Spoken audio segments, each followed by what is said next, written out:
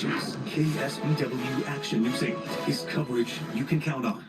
KSBW's Ariana Ariza, weather coverage you can count on. Tonight, a high-stakes primetime address. The president's first major speech to Congress just 43 days into his administration. Our special coverage starts right now. Tonight on Capitol Hill, a critical moment for President Trump. The president set to lay out his priorities to lawmakers, coming at a turbulent moment at home and abroad. President Trump ramping up efforts to reshape the federal government as he signals a shift from decades of U.S. foreign policy. From NBC News, President Trump's address to a joint session of Congress. Live from Washington, here are Lester Holt and Savannah Guthrie. And hi, everybody. Good evening. Welcome to our special coverage of President Trump's address to a joint session of Congress. This is his first since his second term began. Here's the scene on the House floor right now where the president is expected to speak just minutes from now. He'll lay out his priorities, both foreign and domestic. A senior administration official telling NBC News tonight his theme will be the renewal of the American dream. Of course, the Speaker of the House, Vice President J.D. Vance, waiting there at the dais. It comes, of course, at a critical moment for President Trump and for the country as he ramps up his efforts to fundamentally reshape the federal government.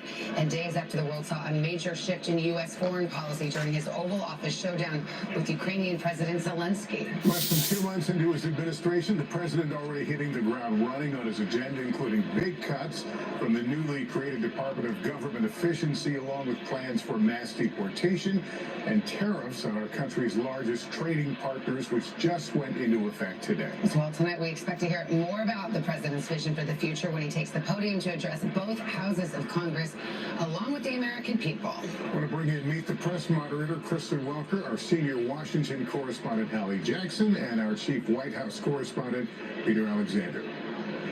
So, Kristen, let's start with you. We're watching, waiting for the president to make that entry. This is, of course, a night that's full of formality. The Speaker Emeritus, former Speaker of the House, Nancy Pelosi there. Tell us what you expect to hear from the president tonight.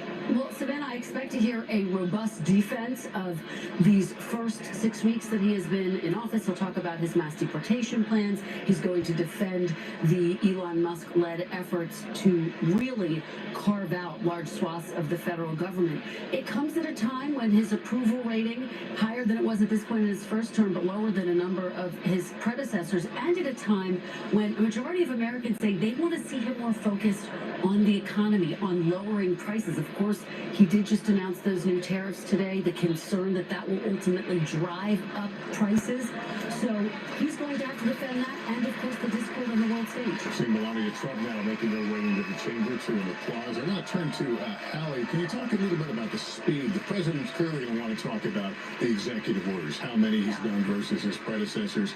But the speed of everything he's done has even kind of left Democrats on their heels. The idea that he has done 81 executive orders in the first 43 days in office. We talked when we were sitting all together on Inauguration Day about this idea of shock and awe. Those close to the president feel he has executed on that. And in fact, the senior administration official tells me that's what we can expect to hear in the first part of the president's speech tonight, him laying out his accomplishments. I also spoke with one Democratic member who said to me just today, listen, Democrats have gotten off to a lackluster start as far as responding in a cohesive way strategically to the first 6 weeks of the Trump administration here, but they do feel like there is some hope that they are finding their footing by focusing very sharply on issues like the economy and like Medicaid. And we're hearing now that the cabinet will enter. Of course, many of these cabinet picks were controversial, but with the exception of Matt Gaetz, who was briefly nominated to be Attorney General, they've all been confirmed, often along party lines. As I turn to Peter Alexander, I mean, this is the president's choice to lead some of these changes. We are going to also see Elon Musk not entering with the cabinet, but arguably as important, if not more important, in terms of what he's been doing with the federal government. Well, we'll wait to see where Elon Musk is going to be sitting. Is he there side by side with the cabinet. He appeared in the cabinet meeting a few days ago. We saw him riding with the motorcade, dressed in a suit this go around, joining Donald Trump on this night. I'm struck by a couple things. How much has changed since the last time we saw Donald Trump in this position? 5 years ago, his last State of the Union.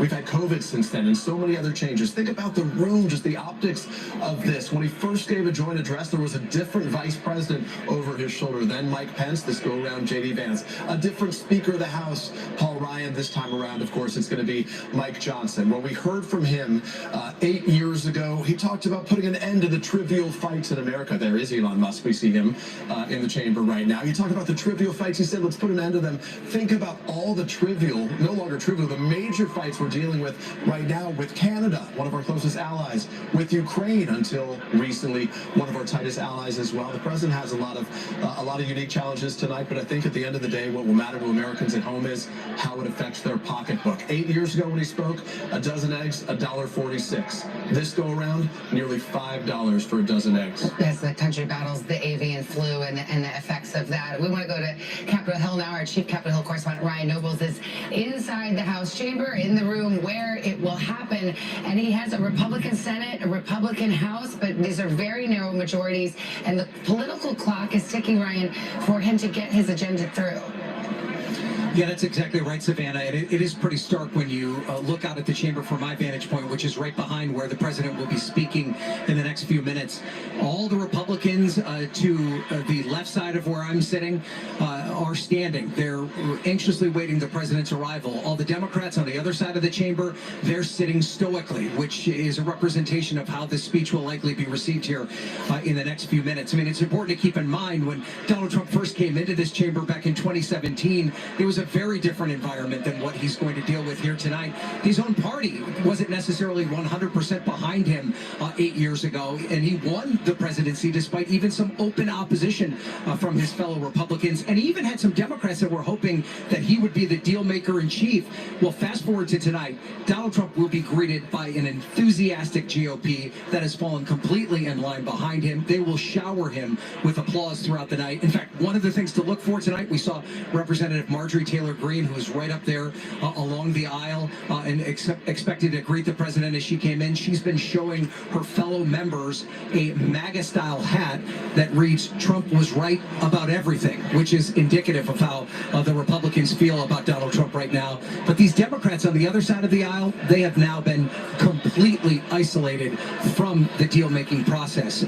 Many of his actions, especially early on in the second term, have alienated the Democrats. They've really given up all hope that they can work with him, and it's going to be very key tonight to watch how these Democrats demonstrate their opposition to Donald Trump. They've already done it to a certain extent. There are many Democrats who aren't even in the room tonight. A significant number of Democrats, including Senator Patty Murray, one of the senior members of the United States Senate, deciding that she was not going to be in attendance tonight. Representative Alexandria Ocasio-Cortez, one of the biggest stars in the Democratic Party, especially in the progressive movement, she's decided not to be here tonight. The other way Democrats are protesting is with their dress, and you can see it in a very stark terms. Many of the Democratic women dressed in very bright pink. That will be something that Donald Trump will have to see as he's given this address to this chamber here tonight. And then we've also spotted a number of Democratic men sporting ties with yellow and blue in support of Ukraine, and of course the ongoing controversy as it relates to Ukraine. Now, some of these members, they've been waiting here since as early as 3 o'clock this afternoon to get those spots along the aisle, those coveted spots where they will get FaceTime with the president, be able to shake his hand on national television, and also have the opportunity to get an autograph of the speech after he leaves. Everything along those lines. You can see them showing their phones and talking to each other already about this experience that they have and the prime position that they've gotten here tonight. Now, it's also interesting to point out, as we wonder, will Democrats have any sort of vocal disapproval of this speech? Will they heckle or catcall? Will any of them walk out of the chamber tonight? We've been told by Democratic leadership that they've asked their members not to forcefully do any sort of demonstration like that. But they've already been warned by members of the House Freedom Caucus that any Democrat that attempts to disrupt the proceedings here tonight could potentially face a censure resolution. Now, that is a bit ironic because there are members of the House Freedom Caucus, both past and present, Marjorie Taylor Greene and Lauren Boebert among them, who often jeered or catcalled President Joe Biden during his speeches. So those are just some of the things that we'll be watching here in the chamber tonight, guys. All right, Ryan, thanks. As we mentioned, tonight's address comes as President Trump slapped tariffs on some of our country's largest trading partners, including Canada, Mexico, and China. It's raising fears of an all-out trade war. For more, let's bring in our senior business correspondent, Christine Romans. Christine. Hi there, good evening. And yes, you've got companies across the economy scrambling to figure out how to absorb these higher prices. 25% tariffs on Canada and Mexico, another 10% on China. And in fact, many companies are saying there will be higher prices ahead for American consumers, which is interesting because President Trump has acknowledged that in part he was elected because Americans were tired of higher grocery prices. We heard today from the CEO of Target, the big discount retailer, that in fact fruits and vegetables from Mexico this winter and spring, because of those tariffs, they will cost more, and in a matter of days consumers will start to pay higher prices. Now we expect to hear the president talk about egg prices and blame President Biden and the prior administration, and talk about his trade war. Will he say that he is going to we'll have to endure some near-term pain on prices for a longer-term goal of sort of reorienting the global economy? We'll have to wait and see.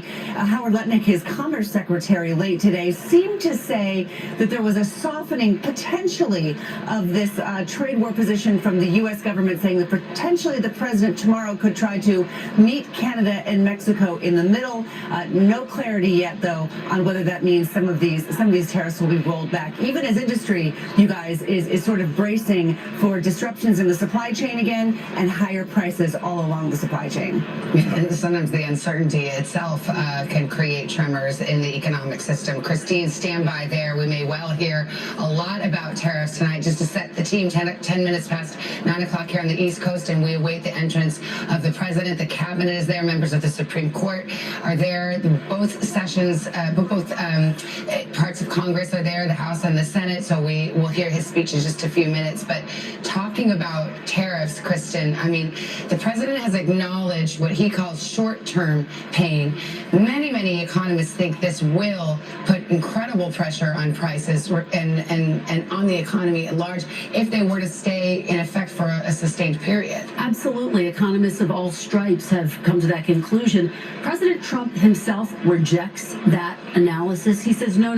In the long term, prices ultimately will start to come down. It's these other countries that are going to pay the prices. History tells us that's not how tariffs work. And the fact that he has acknowledged, yes, there will be short-term pain, I think is extraordinary. I can tell you I've spent some time on Capitol Hill, Republicans privately saying, yes, look, they are concerned about the fact that prices are not coming down, that prices may in fact go up more because of these tariffs and the messaging that will be necessary. They say giving the president about 6 months to a year to watch this pan out, but this is where his legislative agenda comes into play. You are going to see him make a big pitch for Congress to pass the big bill that just passed through the House that deals with the border, deportation, taxes. His big argument is, let's get that done, and then that will handle any pain that's felt from tariffs. We are expecting the introduction of the president. Sergeant Mr. Speaker, the President of the United States.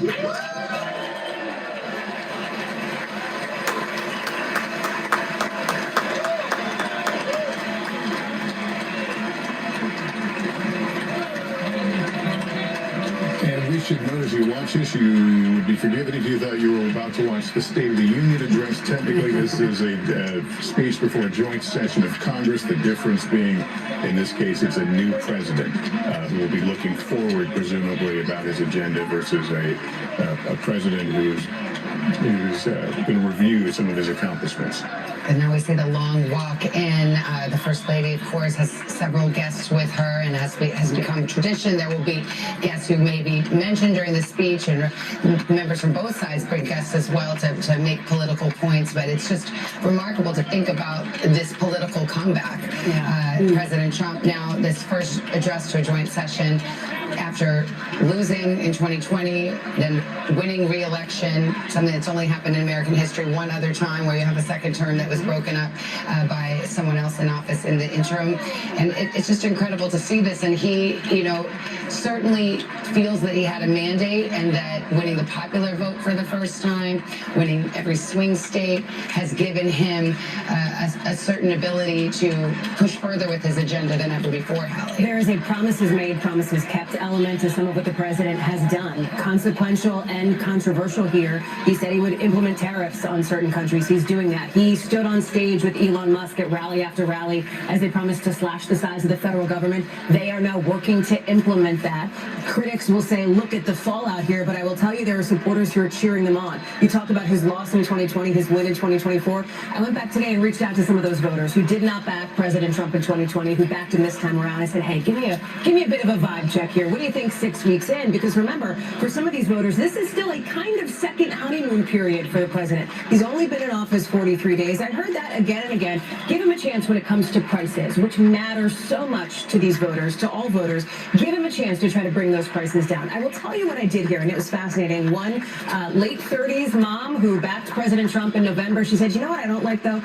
She said, I wish we could vote Elon Musk out of office. She was concerned about what she saw as somebody who she viewed as out of touch, having so much influence at the White House. Now, again, Elon Musk was there on the campaign trail. It is not a surprise that he has become so close to President Trump. We have seen that over the course of the last nearly a year as he is in the room now, in this chamber, the face of those DOGE cuts, as President Trump here is walking in and shaking hands. But the optics here are different, and they are fascinating because of that political comeback, because of the fact that, remember, Republicans control the House, the Senate, and the White House as well. And this is something that some members of Congress have been hearing about from constituents as they went back to their districts after this first period in Congress, and they're hearing about it, Peter. And not every constituent is happy with how this is unfolding. Savannah, you're right. I just want to take a moment and comment on what we're looking at right now. President Trump greeting the members of the Supreme Court, including those retired there. You see Anthony Kennedy, of course, but 3 of those members of the court right now are members that he appointed. So not only does he control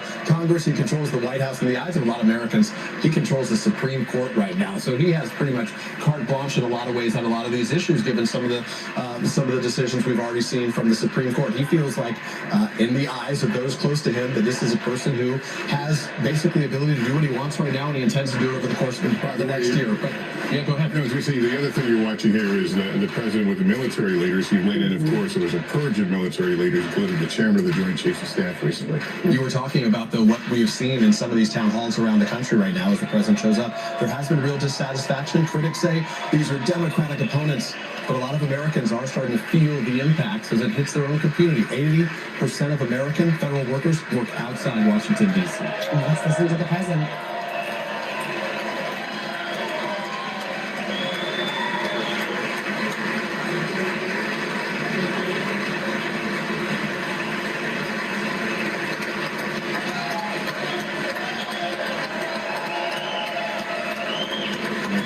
Luncheon today, so we can't talk about the substance of the conversation, but we can talk about, I think he seemed relaxed. He seemed very confident today. Yeah, I think there was a pep in his step. I mean, he definitely feels relaxed, and that he's hitting his stride, and that he was sent there by the American people, and he feels like he has this mandate and is looking forward to this speech tonight and wants to, as he says, tell it like it is.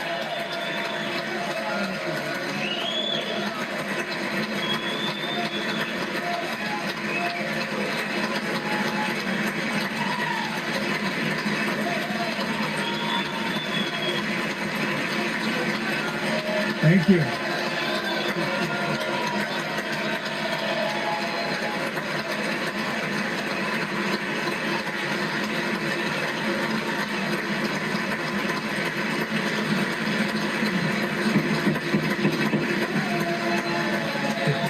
Thank you very much. Thank you very much. It's a great honor. Thank you very much. Speaker Johnson, Vice President Vance, the First Lady of the United States,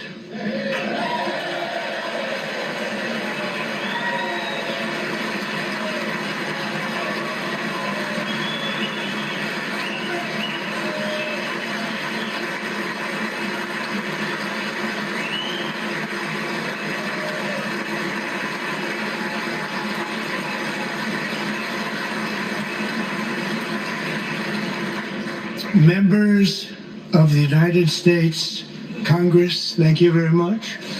And to my fellow citizens, America is back.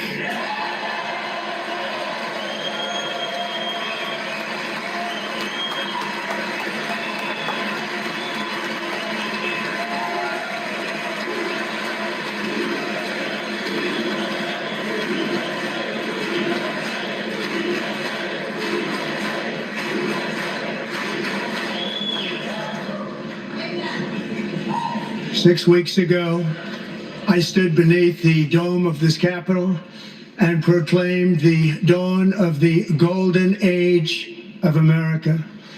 From that moment on, it has been nothing but swift and unrelenting action to usher in the greatest and most successful era in the history of our country.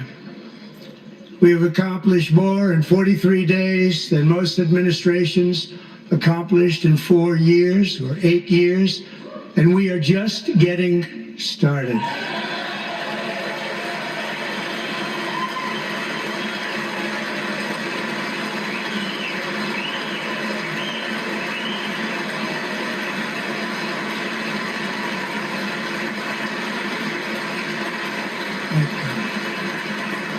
I return to this chamber tonight to report that America's momentum is back, our spirit is back, our pride is back, our confidence is back, and the American dream is surging bigger and better than ever before.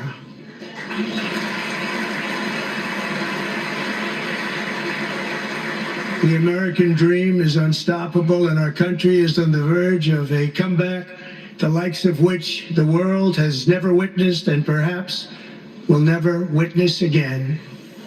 It's never been anything like it. The presidential election of November 5th was a mandate like has not been seen in many decades. We won all 7 swing states, giving us an electoral college victory of 312 votes.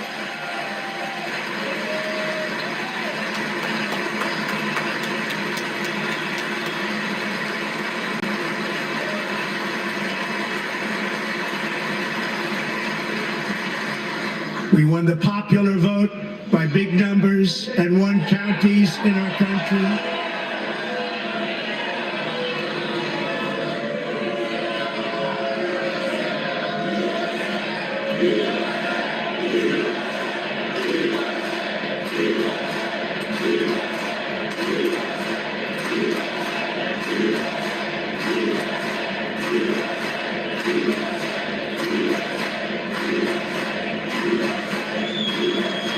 And won counties in our country, 2,700 to 525, on a map that reads almost completely red for Republican.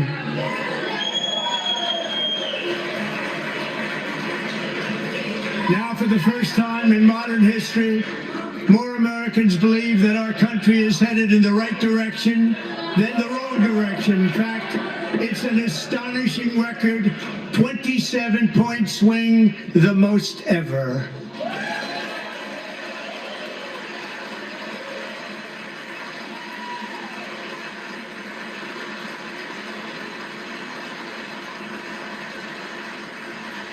Likewise, small business optimism saw its single largest one-month gain ever recorded, a 41-point jump.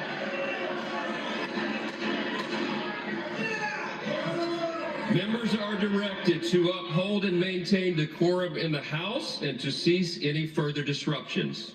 That's your warning.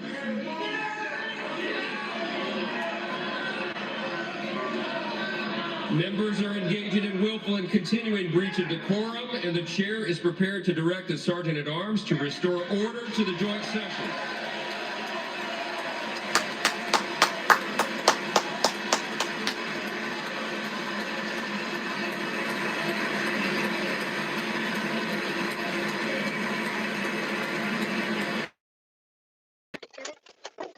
¿Te pasa, güey? Ya. Aquí están enfrente.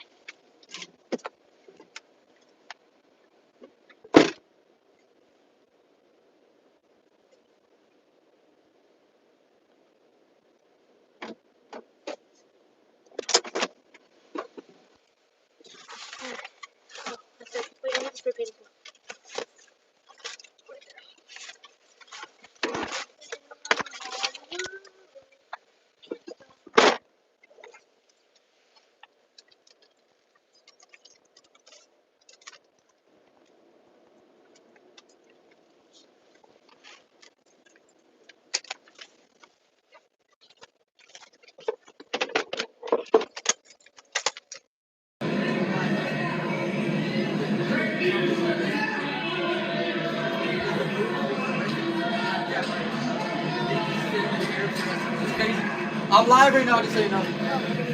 Members are directed to uphold and maintain decorum in the House. Mr. President, you continue. Thank you. Over the past 6 weeks, I have signed nearly 100 executive orders and taken more than 400 executive actions, a record to restore common sense, safety, optimism, and wealth all across our wonderful land. The people elected me to do the job, and I'm doing it. Yeah, let's go, Trump.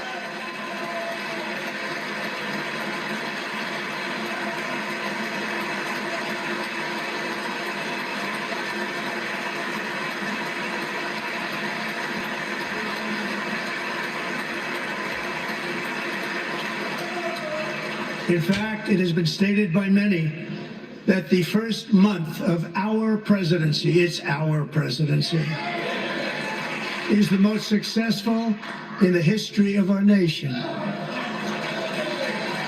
many.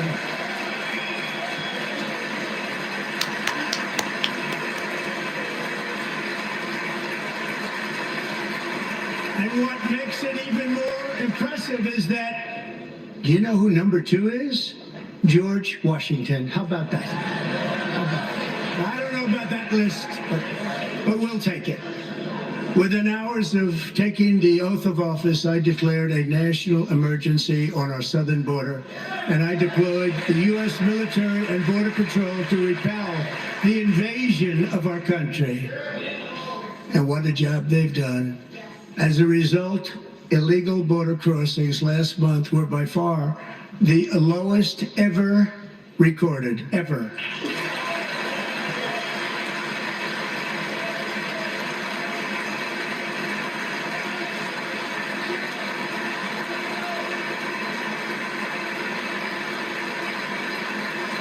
They heard my words and they chose not to come. Much easier that way. In comparison, under Joe Biden, the worst president in American history. Yes. Hundreds of thousands of illegal crossings a month. FJB. All of them, including murderers, drug dealers, gang members, and people from mental institutions and insane asylums, were released into our country. Who would want to do that? This is my 5th such speech to Congress. And once again, I look at the Democrats in front of me, and I realize there is absolutely nothing I can say to make them happy or to make them stand or smile or applaud. Nothing I can do. I could find a cure to the most devastating disease, a disease that would wipe out entire nations, or announce the answers to the greatest economy in history, or the stoppage of crime to the lowest levels ever recorded. And these people sitting right here will not clap, will not stand, and certainly will not cheer for these astronomical achievements. They won't do it, no matter what. Five times I've been up here. It's very sad, and it just shouldn't be this way.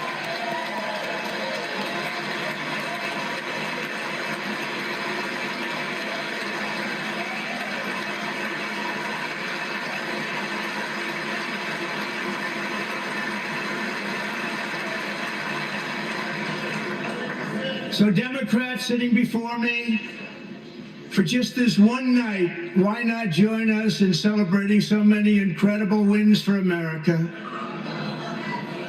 For the good of our nation, let's work together and let's truly make America great again.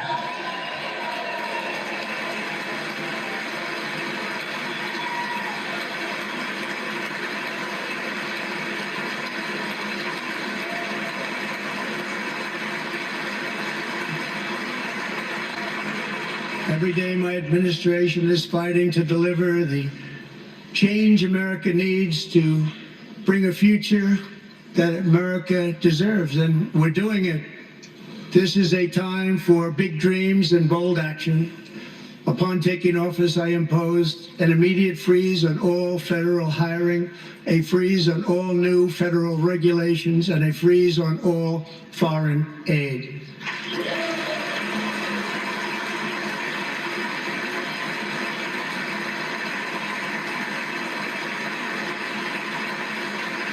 I terminated the ridiculous Green New Scam. I withdrew from the unfair Paris Climate Accord, which was costing us trillions of dollars that other countries were not paying. I withdrew from the corrupt World Health Organization.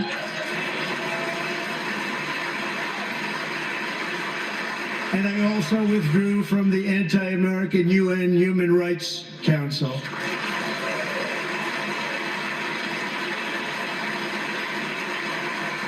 We ended all of Biden's environmental restrictions that were making our country far less safe and totally unaffordable.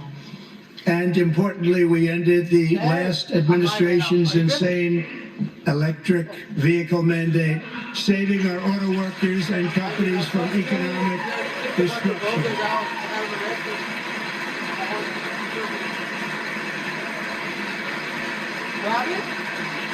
Yes, live right now.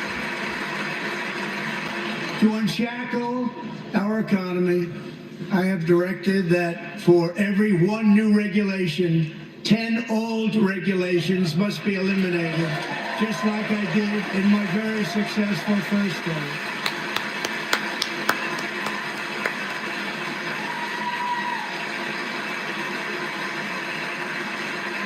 And in that first term, we set records on ending unnecessary rules and regulations like no other president had done before.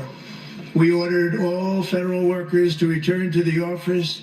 They will either show up for work in person or be removed from their job.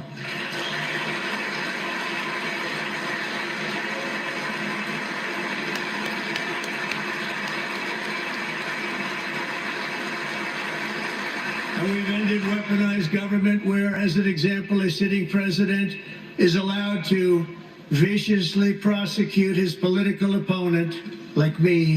How did that work out? Not too good. Not too good.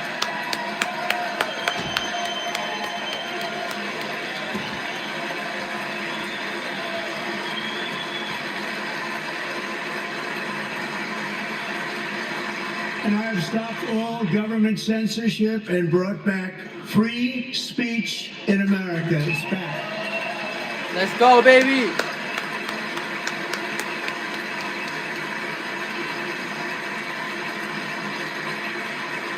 And 2 days ago, I signed an order making English the official language of the Yes. United States of America. Fuck yeah, bro.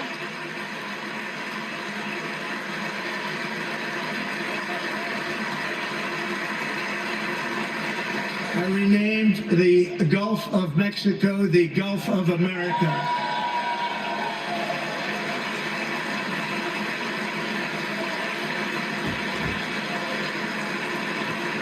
And likewise, I renamed, for a great president, William McKinley, Mount McKinley again.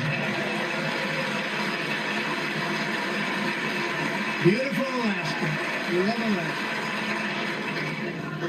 We've ended the tyranny of so-called diversity, equity, and inclusion policies all across the entire federal government and indeed the private sector and our military. Let's go.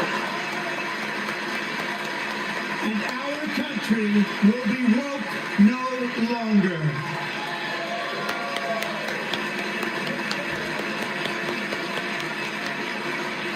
Killing it, babe. He's doing it. He's killing Whether you it. are a doctor, Babe, he's killing it, though. lawyer, You gotta or give credit to an air Trump. traffic controller, you should be hired and promoted based on skill and competence, not race Hey, or babe, gender. turn off the light over there. Very important.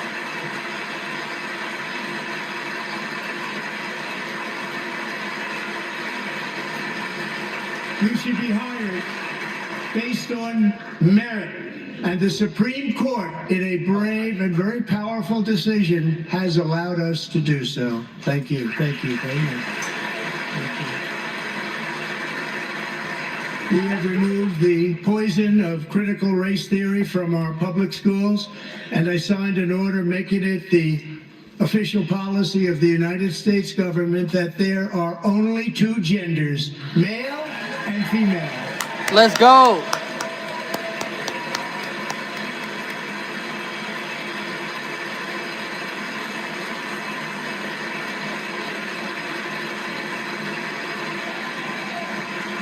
I also signed an executive order to ban men from playing in women's sports.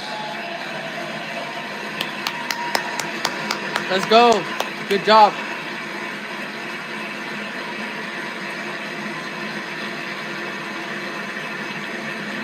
Years ago, Peyton McNabb was an all-star high school athlete, one of the best, preparing for a future in college sports.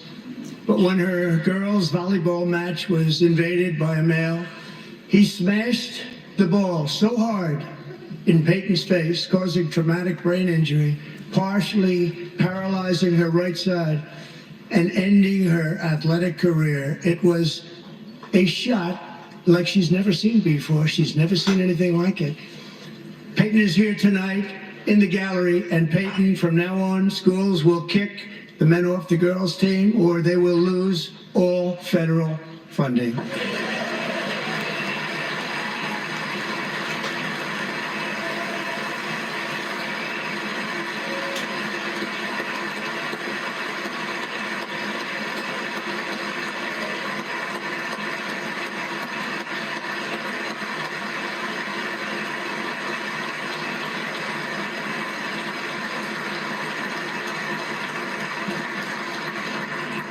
And if you really want to see numbers, just take a look at what happened in the women's boxing, weightlifting, track and field, swimming, or cycling, where a male recently finished a long-distance race 5 hours and 14 minutes ahead of a woman for a new record by 5 hours.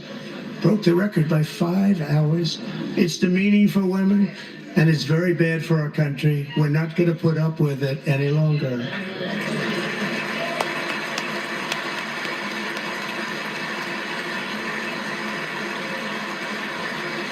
Fuck you, Nancy Pelosi. I'm sorry, but fuck off, bitch.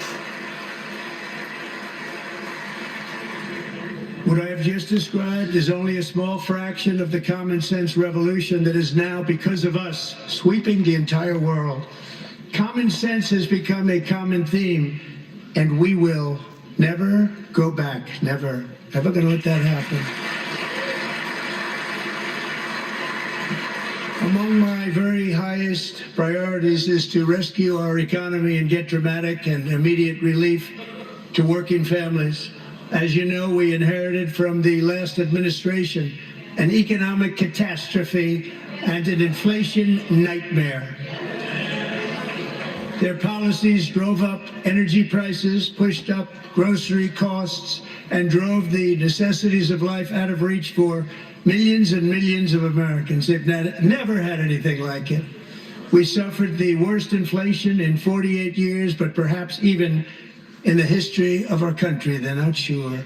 As president, I'm fighting every day to reverse this damage and make America affordable again. Let's go. Thank you, Trump.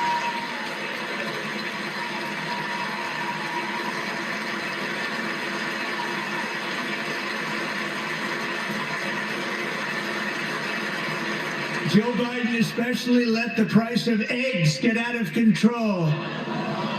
The egg price is out of control, and we're working hard to get it back down. Secretary, do a good job on that. You inherited a total mess from the previous administration.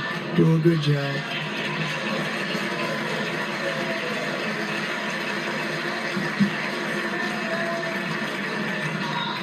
A major focus of our fight to defeat inflation is rapidly reducing the cost of energy.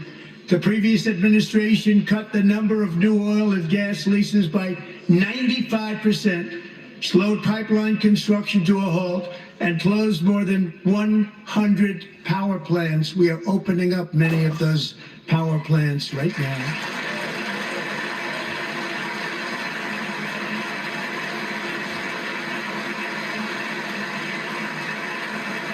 And frankly, we have never seen anything like it.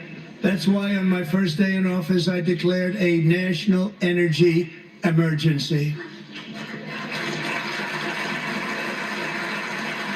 As you've heard me say many times, we have more liquid gold under our feet than any nation on earth, and by far. And now I fully authorize the most talented team ever assembled to go and get it. It's called Drill, Baby, Drill.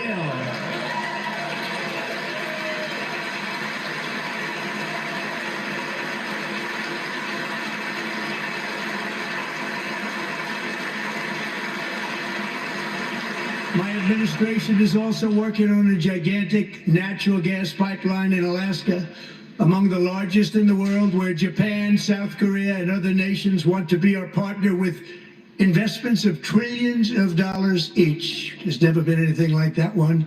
It will be truly spectacular. It's all set to go. The permitting is gotten. And later this week, I will also take historic action to dramatically expand production of critical minerals and rare earths here in the USA.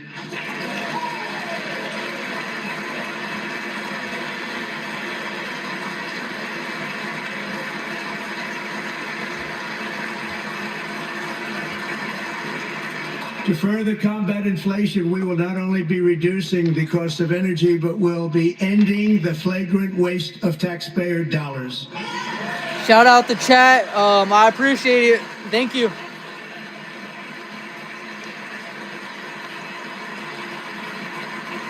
And to that end, I have created the brand new Department of Government Efficiency. DOGE. Perhaps you've heard of it. Perhaps. Let's go, Elon.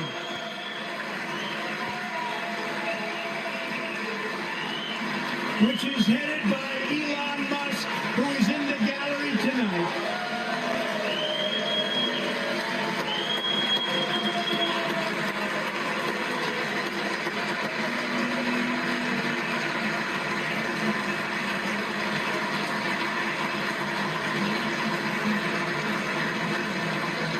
Thank you, Elon. He's working very hard. He didn't need this. He didn't need this. Thank you very much. We appreciate it. Everybody here, even this side, appreciates it, I believe. They just don't want to admit that. Just listen to some of the appalling waste we have already identified. $22 billion from HHS to provide free housing and cars for illegal aliens. $45 million for diversity, equity, and inclusion scholarships in Burma. $40 million to improve the social and economic inclusion of sedentary migrants. Nobody knows what that is. $8 million to promote LGBTQI+ in the African nation of Lesotho, which nobody has ever heard of. $60 million for indigenous peoples and Afro-Colombian empowerment in Central America. $60 million. $8 million for making mice transgender. This is real. $32 million for a left-wing propaganda operation in Moldova. $10 million for male circumcision in Mozambique. $20 million for the Arab Sesame Street in the Middle East. It's a program, $20 million for a program. $1.9 billion to recently created Decarbonization of Homes Committee, headed up, and we know she's involved. Just at the last moment, the money was passed over by a woman named Stacey Abrams. Have you ever heard of her? A $3.5 million consulting contract for lavish fish monitoring. $1.5 million for voter confidence in Liberia. $14 million for social cohesion in Mali. $59 million for illegal alien hotel rooms in New York City. He's a real estate developer. He's done very well. $250,000 to increase vegan local climate action innovation in Zambia. $42 million for social and behavior change in Uganda. $14 million for improving public procurement in Serbia. $47 million for improving learning outcomes in Asia. Asia's doing very well with learning. You know what we're doing. Should use it ourselves.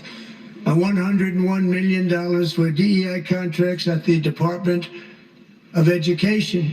The most ever paid, nothing even like it. Under the Trump administration, all of these scams, and they're far worse, but I didn't think it was appropriate to talk about them. They're so bad. Many more have been found out and exposed and swiftly terminated by a group of very intelligent, mostly young people, headed up by Elon, and we appreciate it. We found hundreds of billions of dollars of fraud.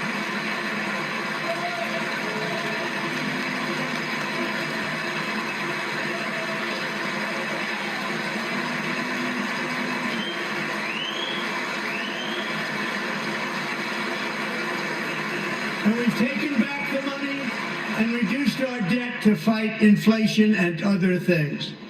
Taking back a lot of that money. We got it just in time. This is just the beginning. The Government Accountability Office, a federal government office, has estimated annual fraud of over $500 billion in our nation, and we are working very hard to stop it. We're going to.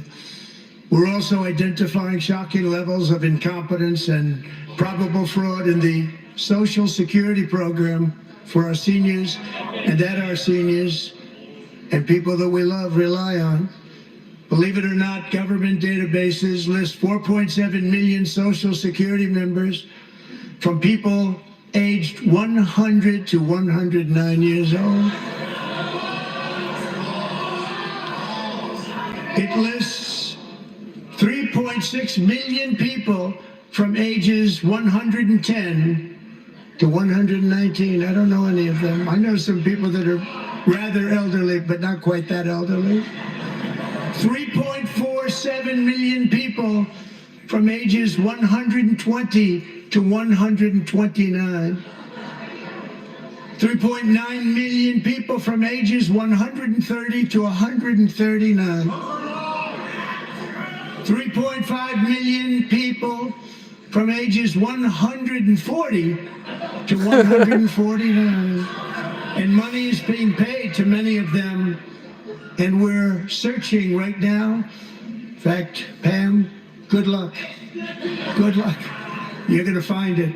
But a lot of money is paid out to people because it just keeps getting paid, and nobody does, and it really hurts Social Security and hurts our country. 1.3 million people from ages 150 to 159, and over 130,000 people, according to the Social Security databases, are age over 160 years old.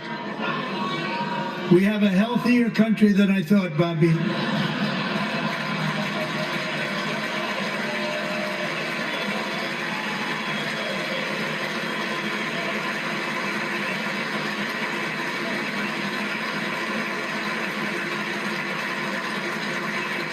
Including, to finish, 1,039 people between the ages of 220 and 229 One person between the age of 240 and 249, and one person is listed at 360 years of age. More than 100 years, more than 100 years older than our country. But we're going to find out where that money's going. And it's not going to be pretty. By slashing all of the fraud, waste, and theft we can find, we will defeat inflation, bring down mortgage rates, lower car payments and grocery prices, protect our seniors, and put more money in the pockets of American families.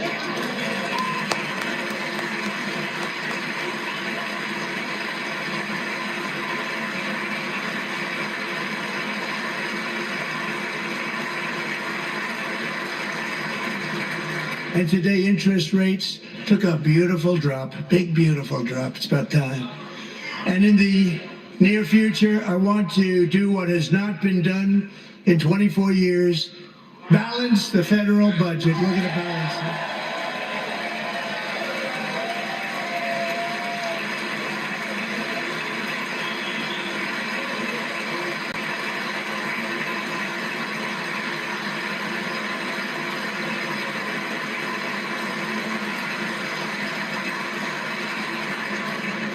With that goal in mind, we have developed in great detail what we are calling the Gold Card, which goes on sale very, very soon. For $5 million, we will allow the most successful job-creating people from all over the world to buy a path to U.S. citizenship. It's like the green card, but better and more sophisticated. And these people will have to pay tax in our country. They won't have to pay tax from where they came.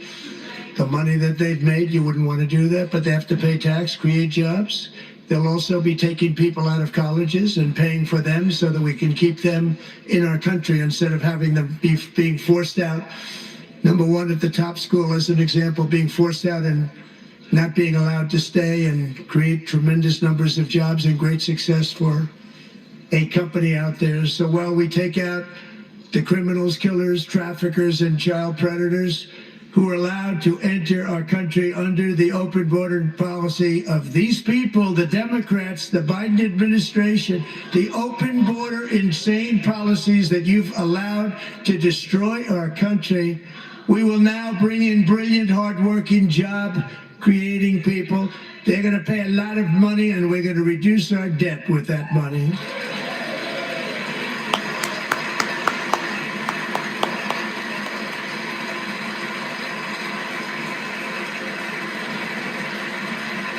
Americans have given us a mandate for bold and profound change. For nearly 100 years, the federal bureaucracy has grown until it has crushed our freedoms, ballooned our deficits, and held back America's potential in every possible way. The nation founded by pioneers and risk takers now drowns under millions and millions of pages of regulations and debt. Approvals that should take 10 days to get instead take 10 years, 15 years, and even 20 years before you're rejected. Meanwhile, we have hundreds of thousands of federal workers who have not been showing up to work. My administration will reclaim power from this unaccountable bureaucracy, and we will restore true democracy to America again.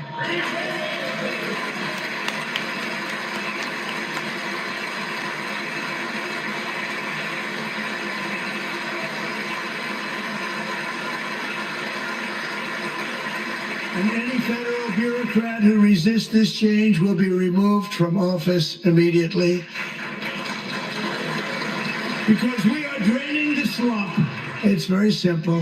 And the days of rule by unelected bureaucrats are over.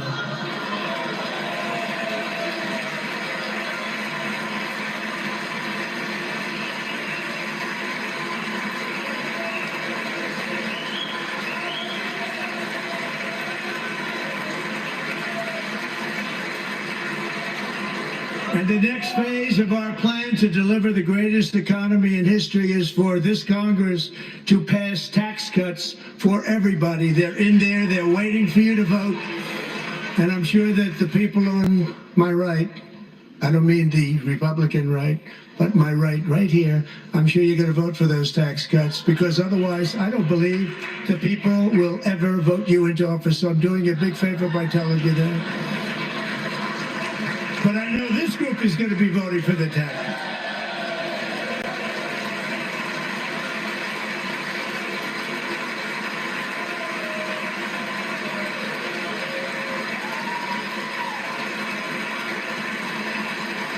Thank you. It's a very, very big part of our plan. We had tremendous success in our first term with it. A very big part of our plan. We're seeking permanent income tax cuts all across the board. And to get urgently needed relief to Americans hit especially hard by inflation, I'm calling for no tax on tips, no tax on overtime, and no tax on Social Security benefits for our great seniors. Let's go.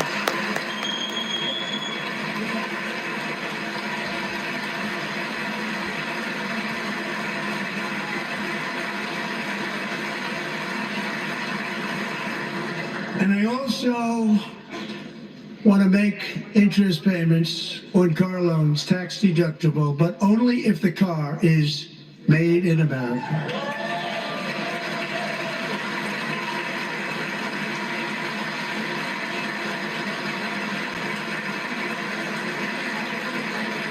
And by the way, we're going to have growth in the auto industry like nobody's ever seen. Plants are opening up all over the place. Deals are being made. Never seen. That's a combination of the election win and tariffs. It's a beautiful word, isn't it? That, along with our other policies, will allow our auto industry to absolutely boom. It's going to boom. Spoke to the majors today, all three, the top people, and they're so excited. In fact, already numerous car companies have announced that they will be building massive automobile plants in America, with Honda just announcing a new plant in Indiana, one of the largest anywhere in the world.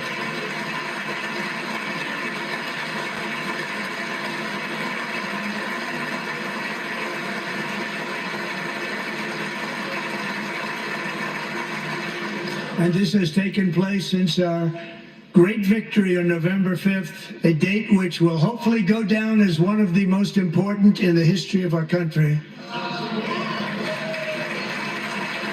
Yes, sir. In addition, as part of our tax cuts, we want to cut taxes on domestic production and all manufacturing. And just as we did before, we will provide 100% expensing.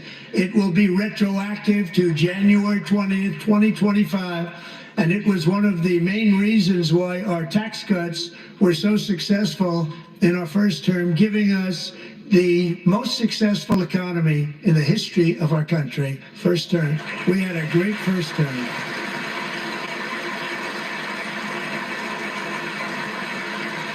If you don't make your product in America, however, under the Trump administration, you will pay a tariff, and in some cases, a rather large one.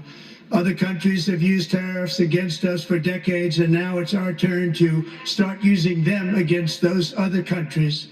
On average, the European Union, China, Brazil, India, Mexico, and Canada, have you heard of them? And countless other nations charge us tremendously higher tariffs than we charge them. It's very unfair. India charges us auto tariffs higher than 100%. China's average tariff on our products is twice what we charge them. And South Korea's average tariff is 4 times higher. Think of that, 4 times higher. And we give so much help militarily and in so many other ways to South Korea, but that's what happens. This is happening by friend and foe. This system is not fair to the United States and never was, and so on April 2nd, I wanted to make it April 1st, but I didn't want to be accused of April Fool's Day. That's not, just one day was cost us a lot of money. But we're going to do it in April. I'm a very superstitious person. April 2nd, reciprocal tariffs kick in. And whatever they tariff us, other countries, we will tariff them. That's reciprocal, back and forth. Whatever they tax us, We will tax them. If they do non-monetary tariffs to keep us out of their market, then we will do non-monetary barriers to keep them out of our market. There's a lot of that too. They don't even allow us in their market. We will take in trillions and trillions of dollars that create jobs like we have never seen before. I did it with China and I did it with others, and the Biden administration couldn't do anything about it because there was so much money they couldn't do anything about it. We've been ripped off for decades by nearly every country on earth, and we will not let that happen any longer.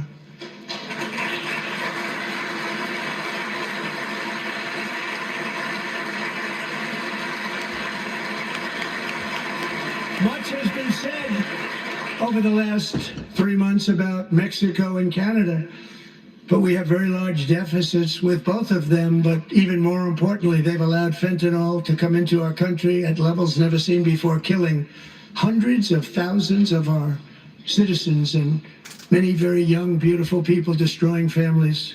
Nobody's ever seen anything like it. They are in effect receiving subsidies of hundreds of billions of dollars. We pay subsidies to Canada and to Mexico of hundreds of billions of dollars, and the United States will not be doing that any longer. We're not going to do it any longer.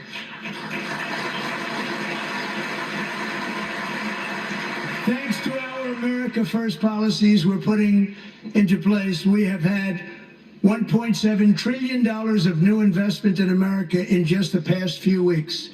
The combination of the election and our economic policies that people of SoftBank, one of the most brilliant anywhere in the world, announced a $200 billion investment. OpenAI and Oracle, Larry Ellison, announced $500 billion investment, which they wouldn't have done if Kamala had won. Apple announced $500 billion investment. Tim Cook called me. He said, I cannot spend it fast enough. It's going to be much higher than that, I believe. They'll be building their plants here instead of in China. And just yesterday, Taiwan Semiconductor, the biggest in the world, most powerful in the world, has a tremendous amount, 97% of the market, announced a $165 billion investment to build the most powerful chips on earth right here in the USA.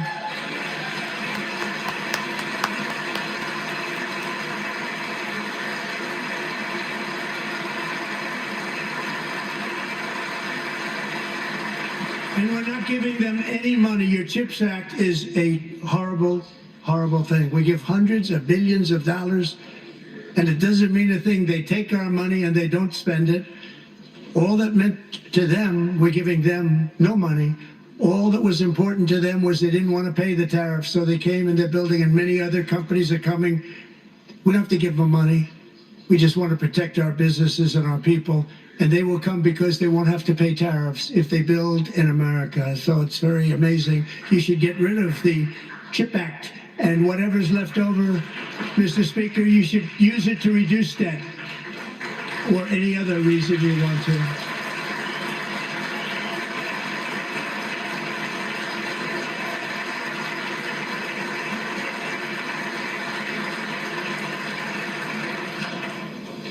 Our new trade policy will also be great for the American farmer. I love the farmer.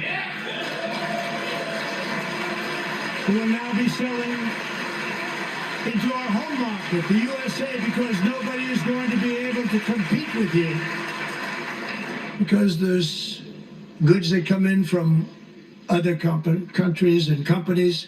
They're really in a bad position in so many different ways. They're uninspected. They may be very dirty and disgusting, and they come in and they pour in and they hurt our American farmers. The tariffs will go on agricultural product coming into America, and our farmers, starting on April 2nd, it may be a little bit of an adjustment period. We had that before when I made the deal with China, $50 billion of purchases, and I said, just bear with me, and they did. They did. Probably have to bear with me again, and this will be even better. That was great. The problem with it was that Biden didn't enforce it. He didn't enforce it. $50 billion of purchases, and we were doing great, but Biden did not enforce it, and it hurt our farmers. But our farmers are going to have a field day right now. So to our farmers, have a lot of fun. I love you too. I love you too. It's all going to happen.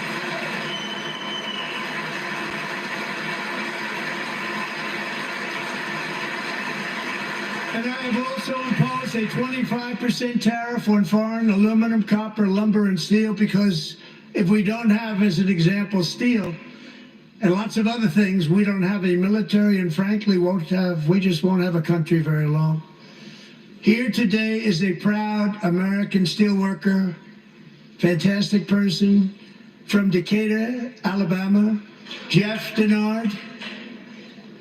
Has been working at the same steel plant for 27 years in a job that has allowed him to serve as the captain of his local volunteer fire department, raise 7 children with his beautiful wife, Nicole, and over the years provide a loving home for more than 40 foster children. So great, Jeff.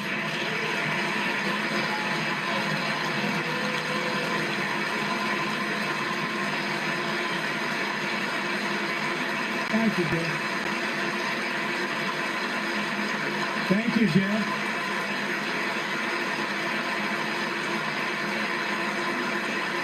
Stories like Jeff's remind us that tariffs are not just about protecting American jobs. They're about protecting the soul of our country. Tariffs are about making America rich again and making America great again, and it's happening, and it will happen rather quickly. There'll be a little disturbance, but we're okay with that. It won't be much. No, you're not. Oh. and look where Biden took us. Very low, the lowest we've ever been. Jeff, I want to thank you very much. And I also want to recognize another person who has devoted herself to foster care community. She works so hard on it. A very loving person, our magnificent First Lady of the United States.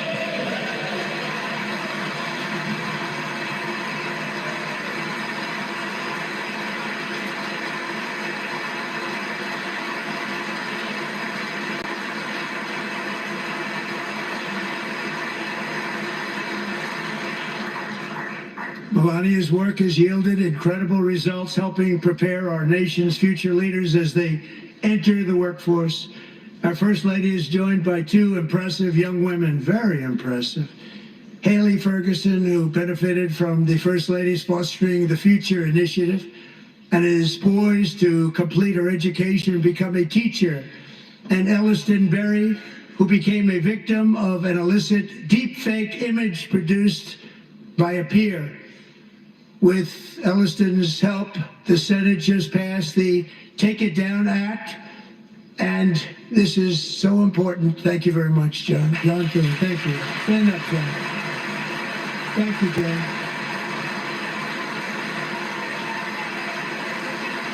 Thank you all very much.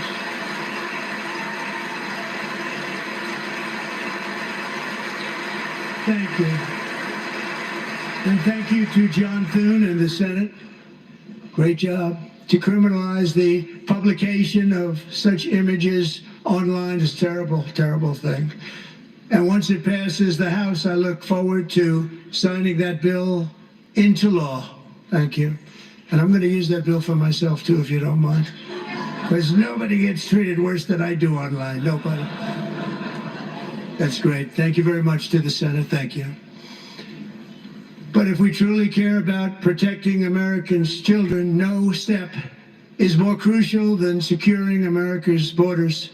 Over the past 4 years, 21 million people poured into the United States. Many of them were murderers, human traffickers, gang members, and other criminals from the streets of dangerous cities all throughout the world. Because of Joe Biden's insane and very dangerous open border policies, they are now strongly embedded in our country, but we are getting them out and getting them out fast.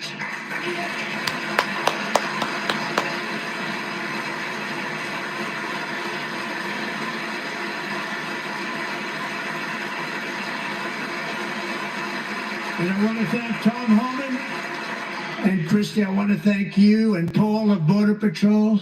I want to thank you. What a job they've all done. Everybody, Border Patrol, ICE, law enforcement in general is incredible. We have to take care of our law enforcement. Have to.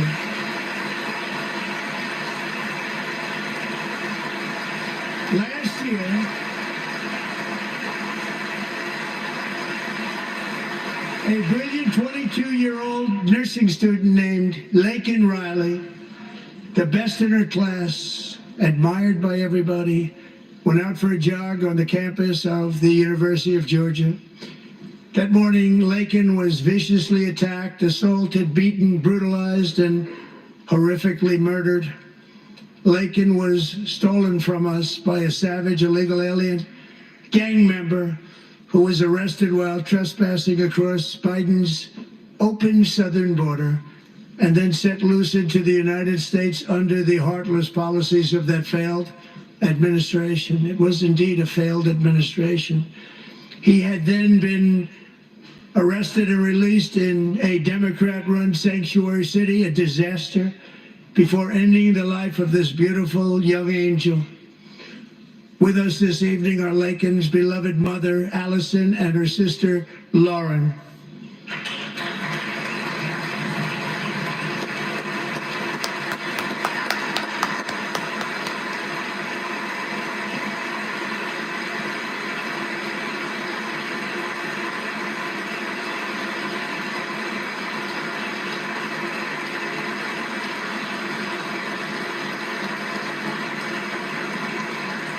Last year, I told Laken's grieving parents that we would ensure their daughter would not have died in vain.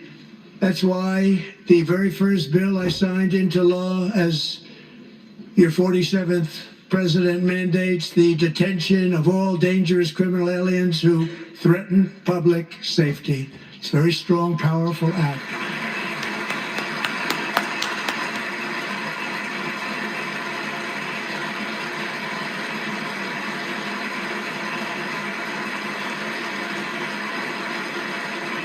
It's called the Laken-Riley Act.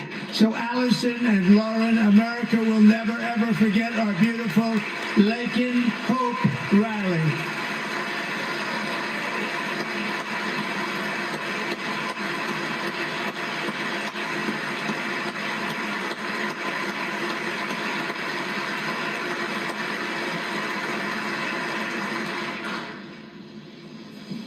Thank you very much.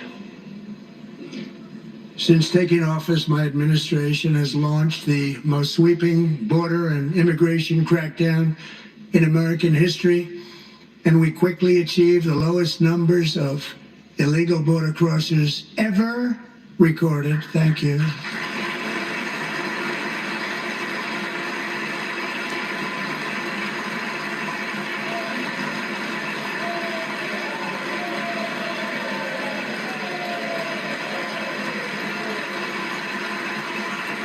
The media and our friends in the Democrat Party kept saying we needed new legislation. We must have legislation to secure the border. But it turned out that all we really needed was a new president. Let's go.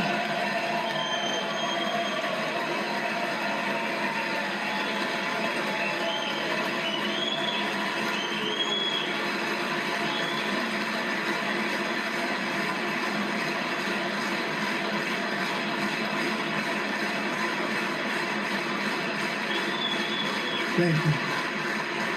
Joe Biden didn't just open our borders, he flew illegal aliens over them to overwhelm our schools, hospitals, and communities throughout the country. Entire towns like Aurora, Colorado, and Springfield, Ohio, buckled under the weight of the migrant occupation and corruption like nobody's ever seen before. Beautiful towns destroyed. Now, just as I promised in my inaugural address, we are achieving the great liberation of America.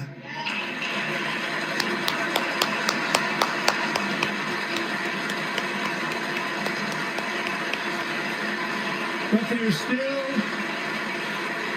is much work to be done. Here tonight is a woman I have gotten to know Alexis Nungari from Houston. Wonderful woman. Last June, Alexis's 12-year-old daughter, her precious Jocelyn, walked to a nearby convenience store. She was kidnapped, tied up, assaulted for 2 hours under a bridge, and horrifically murdered. Arrested and charged with this heinous crime are 2 illegal alien monsters from Venezuela, released into America by the last administration through their ridiculous open border. The death of this beautiful 12-year-old girl and the agony of her mother and family touched our entire nation greatly. Alexis, I promised that we would always remember your daughter, your magnificent daughter, and earlier tonight I signed an order keeping my word to you. One thing I have learned about Jocelyn is that she loved animals so much. She loved nature.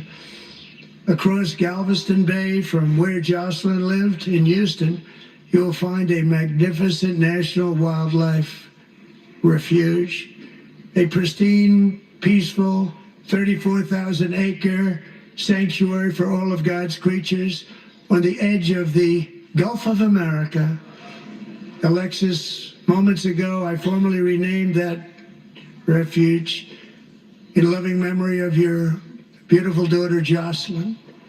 So, Mr. Vice President, if you would, may I have the order? Let's go, Trump. Thank you.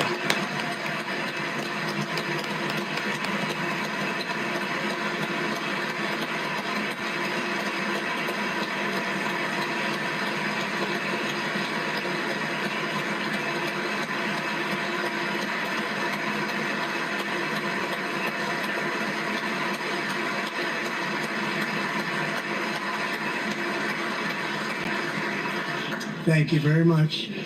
All 3 savages charged with Jocelyn and Lakin's murders were members of the Venezuelan prison gang, the toughest gang, they say, in the world, known as Tren de Aragua. 2 weeks ago, I officially designated this gang, along with MS-13 and the bloodthirsty Mexican drug cartels, as foreign terrorist organizations.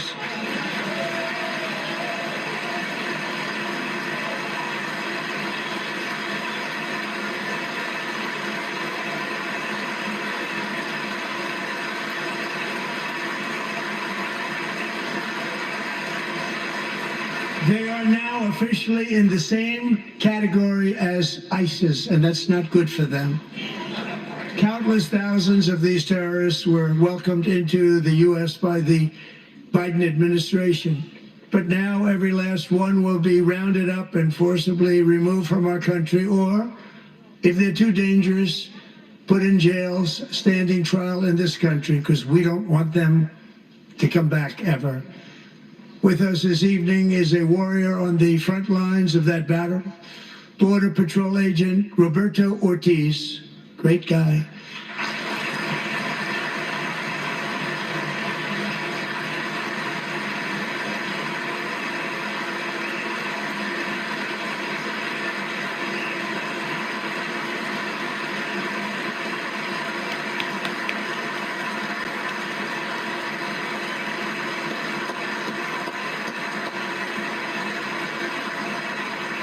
In January, Roberto and another agent were patrolling by the Rio Grande near an area known as Cartel Island. Doesn't sound too nice to me. When heavily armed gunmen started shooting at them, Roberto saw that his partner was totally exposed, at great danger, and he leapt into action, returning fire and providing crucial seconds for his fellow agent to seek safety, just barely. I have some of the prints of that event, and it was not good. Agent Ortiz, we salute you for your great courage and for your line of fire that you took, and for the bravery that you showed. We honor you, and we will always honor you. Thank you, Roberto, very much.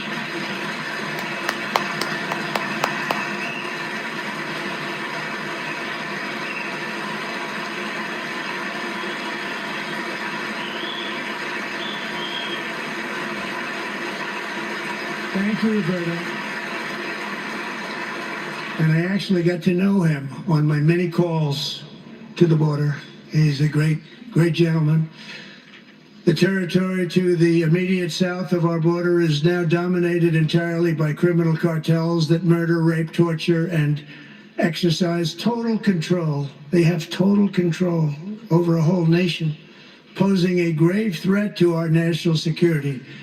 The cartels are waging war on America, and it's time for America to wage war on the cartels, which we are doing.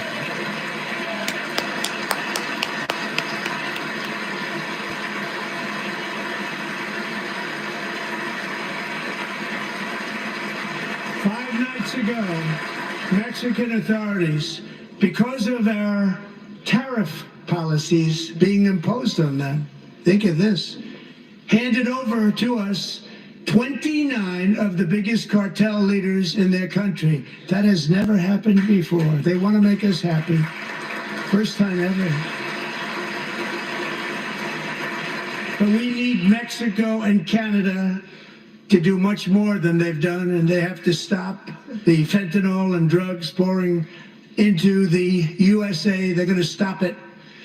I have sent Congress a detailed funding request laying out exactly how we will eliminate these threats to protect our homeland and complete the largest deportation operation in American history, larger even than current record holder, President Dwight D. Eisenhower, a moderate man, but someone who believed very strongly in borders.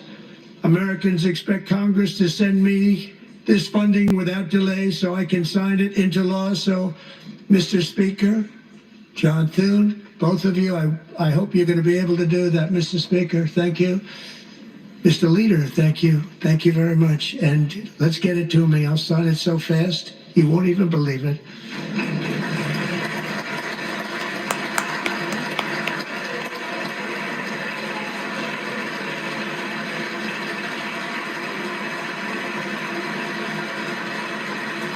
And as we reclaim our sovereignty, we must also bring back law and order to our cities and towns.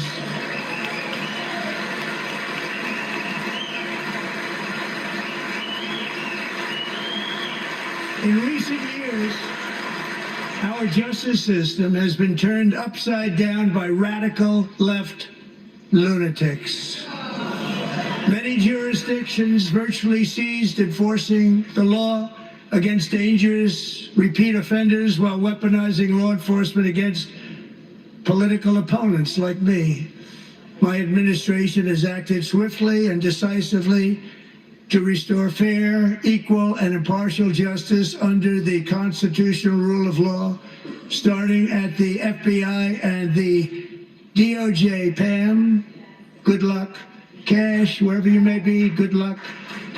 Good luck. Pam Bondi. Good luck. So important. Going to do a great job. Cash, thank you. Thank you, Cash.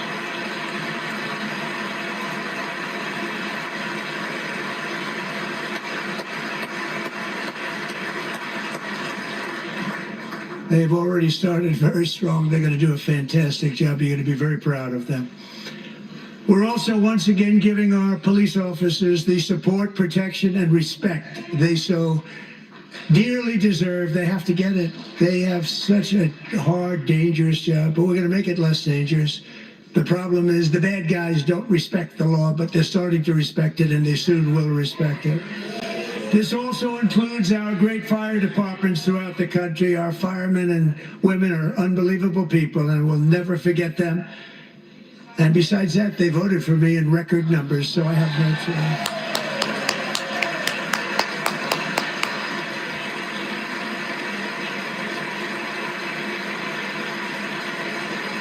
1 year ago this month, 31-year-old New York police officer Jonathan Diller, unbelievably wonderful person and a great officer, was gunned down at a traffic stop on Long Island. I went to his funeral. The vicious criminal charged with his murder had 21 prior arrests and they were rough arrests too. He was a real bad one. The thug in the seat next to him had 14 prior arrests and went by the name of Killer. He was Killer. He killed other people, they say, a lot of them. I attended Officer Killer's service, and when I met his wife and one-year-old son, Ryan, it was very inspirational, actually. His widow's name is Stephanie, and she is here tonight. Stephanie, thank you very much, Stephanie. Thank you very much.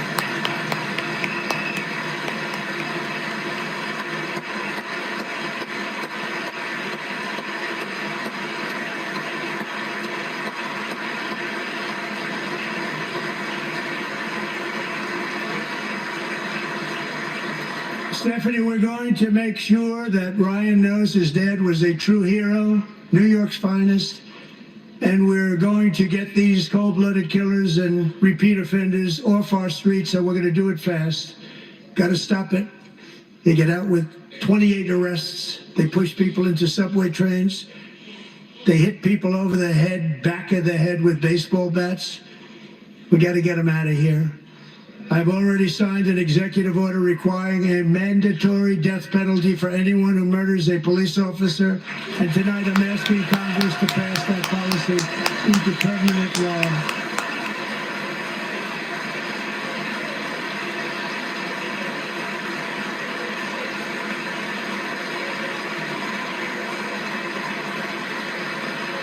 I'm also asking for a new crime bill getting tough on repeat offenders while enhancing protections for America's police officers so they can do their jobs without fear of their lives being totally destroyed. They don't want to be killed. We're not going to let them be killed. Joining us in the gallery tonight is a young man who truly loves our police. His name is DJ Daniel. He is 13 years old, and he has always dreamed of becoming a police officer.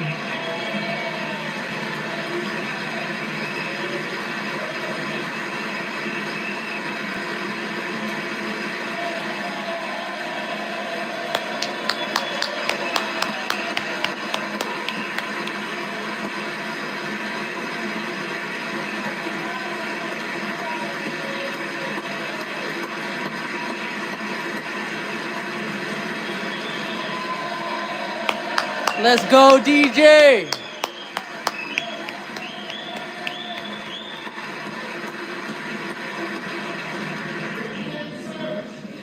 But in 2018, DJ was diagnosed with brain cancer. The doctors gave him 5 months at most to live. That was more than 6 years ago.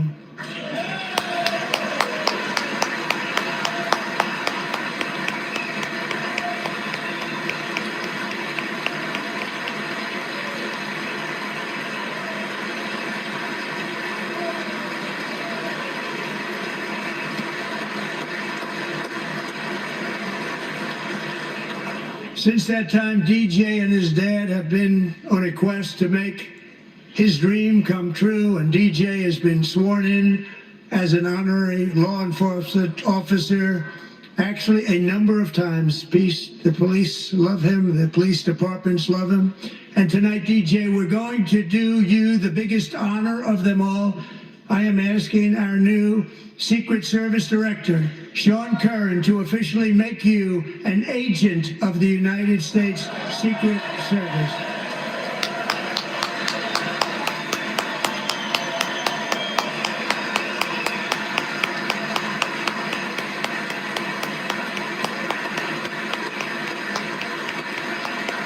You're a legend, DJ. Let's go.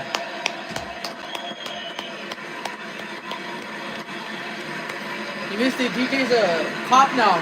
That's so sick. So made DJ a police officer. Good one. Good.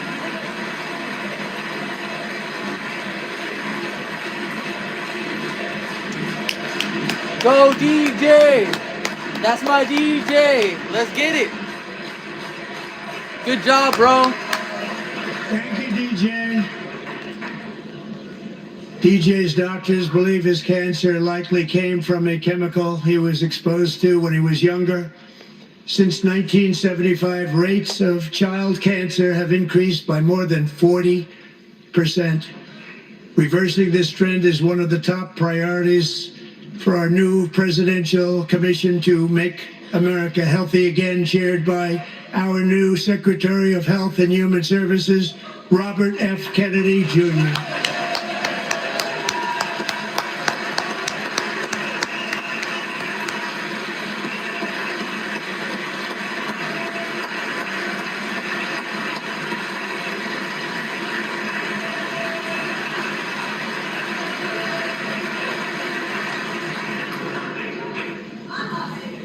With the name Kennedy, you would have thought everybody over here would have been cheering. How quickly they forget. Our goal is to get toxins out of our environment, poisons out of our food supply, and keep our children healthy and strong. As an example, not long ago, and you can't even believe these numbers, 1 in 10,000 children had autism, 1 in 10,000. And now it's 1 in 36. There's something wrong. 1 in 36. Think of that. So we're going to find out what it is, and there's nobody better than Bobby and all of the people that are working with you. You have the best to figure out what is going on. Okay, Bobby, good luck. It's a very important job. Thank you.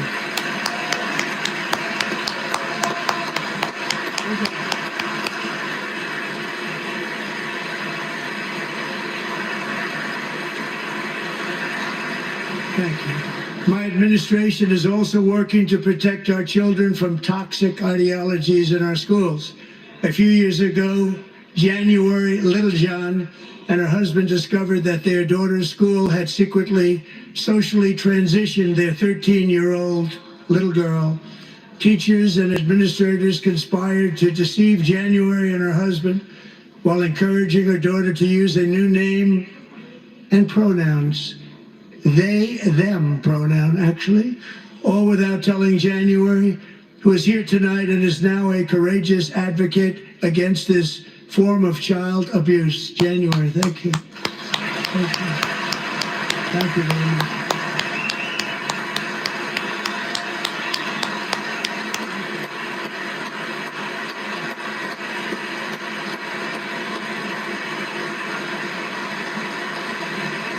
Thank you. Stories like this are why, shortly after taking office, I signed an executive order banning public schools from indoctrinating our children with transgender ideology.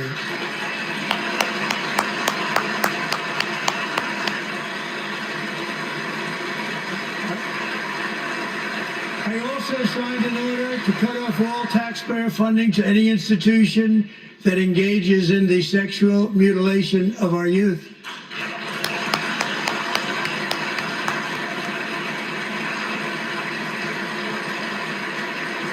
And now I want Congress to pass a bill permanently banning and criminalizing sex changes on children and forever ending the lie that any child is trapped in the wrong body. This is a big lie.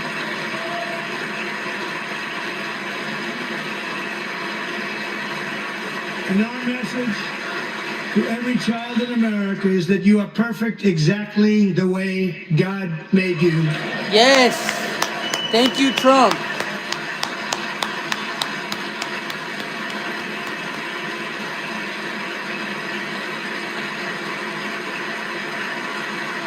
Because we're getting wokeness out of our schools and out of our military, and it's already out, and it's out of our society. We don't want it.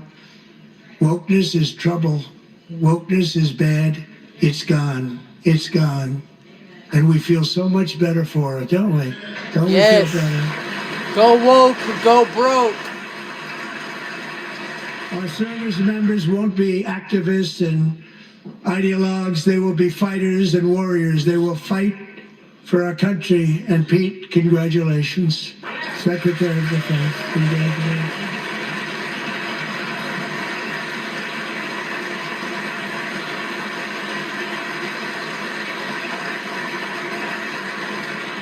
And he's not big into the woke movement, I can tell you. I know him well.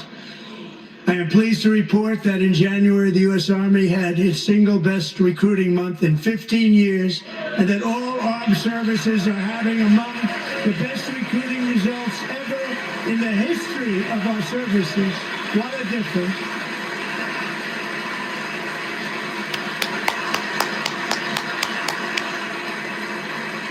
And you know, it was just a few months ago where the results were exactly the opposite. We couldn't recruit anywhere. We couldn't recruit. Now we're having the best results just about that we've ever had. What a tremendous turnaround. It's really a beautiful thing to see. People love our country again. It's very simple.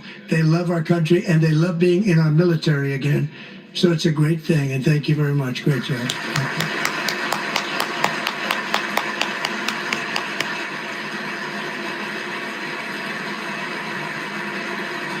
We're joined tonight by a young man, Jason Hartley, who knows the weight of that call of duty. Jason's father, grandfather, and great-grandfather all wore the uniform. Jason tragically lost his dad, who was also a Los Angeles County Sheriff's deputy when he was just a boy, and now he wants to carry on the family legacy of service.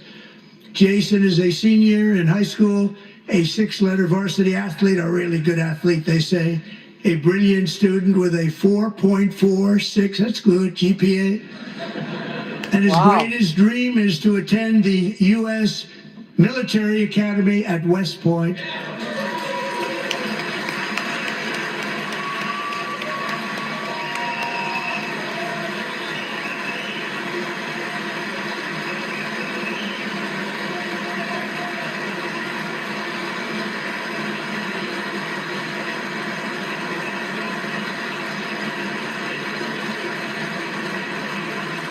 And Jason, that's a very big deal getting in. That's a hard one to get into. But I'm pleased to inform you that your application has been accepted. Let's go, dude. Congrats.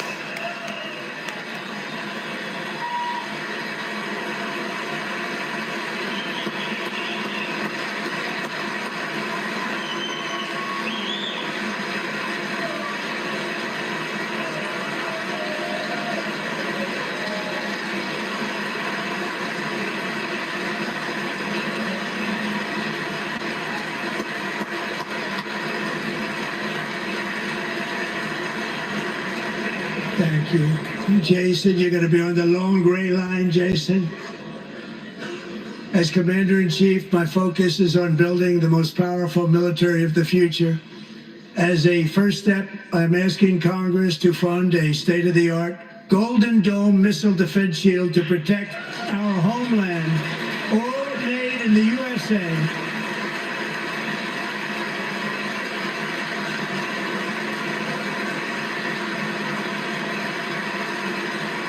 And Ronald Reagan wanted to do it long ago, but the technology just wasn't there, not even close. But now we have the technology. It's incredible, actually. And other places they have it. Israel has it. Other places have it. And the United States should have it too, right, Tim? Right? They should have it too. So I want to thank you. But it's a very, very important. This is a very dangerous world. We should have it. We want to be protected, and we're going to protect our citizens like never before. To boost our defense industrial base, we are also going to resurrect the American shipbuilding industry, including commercial shipbuilding and military shipbuilding.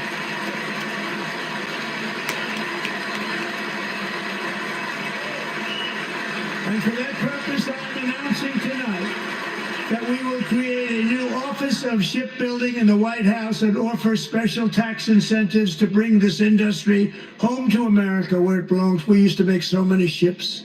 We don't make them anymore very much, but we're going to make them very fast, very soon. It will have a huge impact. To further enhance our national security, my administration will be reclaiming the Panama Canal, and we've already started doing it.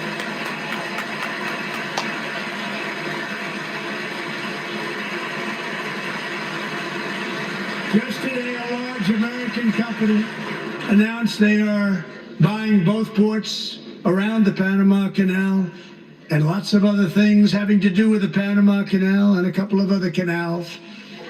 The Panama Canal was built by Americans for Americans, not for others, but others could use it. But it was built at tremendous cost of American blood and treasure. 38,000 workers died building the Panama Canal. They died of malaria, they died of snake bites and mosquitoes. Not a nice place to work. They paid them very highly to go there, knowing there was a 25% chance that they would die. The most expensive project also that was ever built in our country's history, if you bring it up to modern day costs. It was given away by the Carter administration for $1, but that agreement has been violated very severely. We didn't give it to China. We gave it to Panama, and we're taking it back.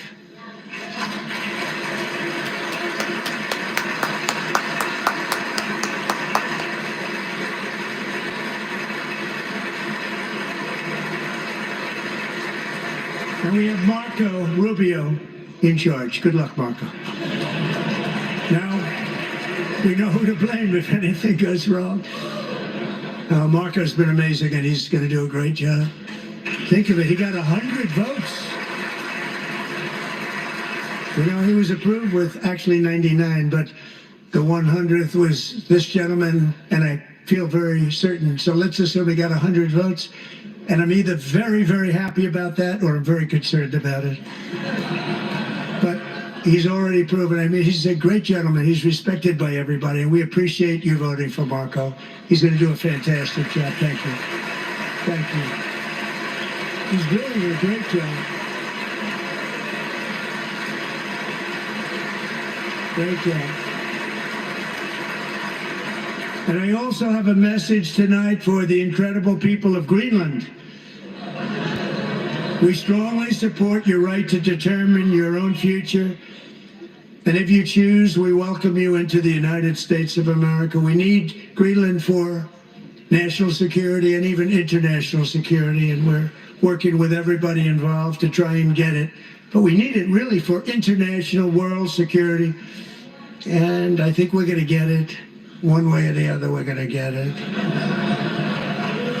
We will keep you safe. We will make you rich, and together we will take Greenland to heights like you have never thought possible before. It's a very small population, but very, very large piece of land, and very, very important for military security. America is once again standing strong against the forces of radical Islamic terrorism. 3.5 years ago, ISIS terrorists killed 13 American service members and countless others in the Abbey Gate bombing during the disastrous and incompetent withdrawal from Afghanistan. Not that they were withdrawing, it was the way they withdrew. Perhaps the most embarrassing moment in the history of our country. Tonight I am pleased to announce that we have just apprehended the top terrorist responsible for that atrocity, and he is right now on his way here to face the swift sword of American justice.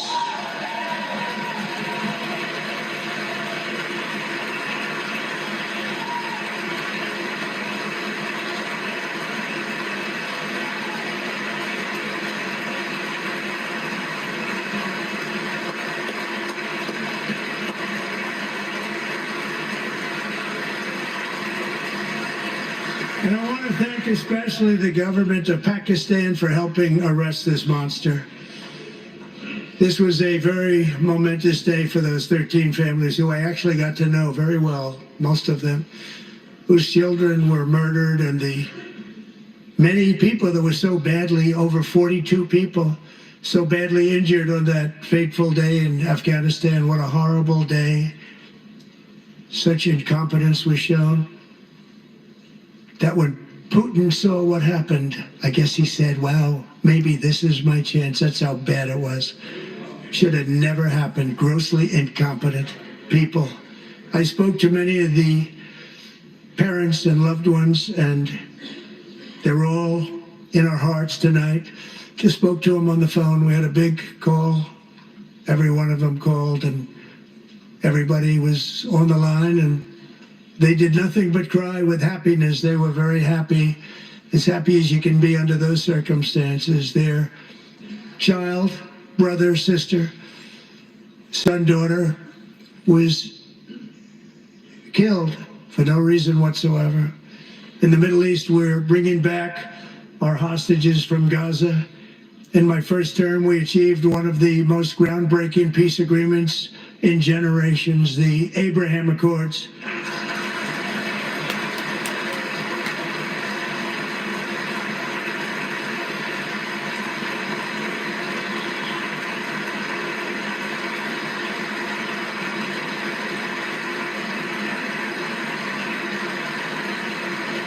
And now we're going to build on that foundation to create a more peaceful and prosperous future for the entire region. A lot of things are happening in the Middle East. People have been talking about that so much lately with everything going on with Ukraine and Russia.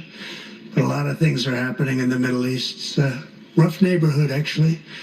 I'm also working tirelessly to end the savage conflict in Ukraine. Millions of Ukrainians and Russians have been needlessly killed or wounded in this horrific and brutal conflict with no end in sight. The United States has sent hundreds of billions of dollars to support Ukraine's defense with no security, no anything.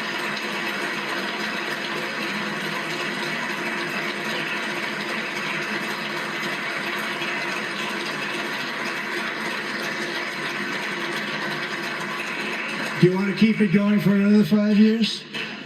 Yeah, you would say Pocahontas says yes.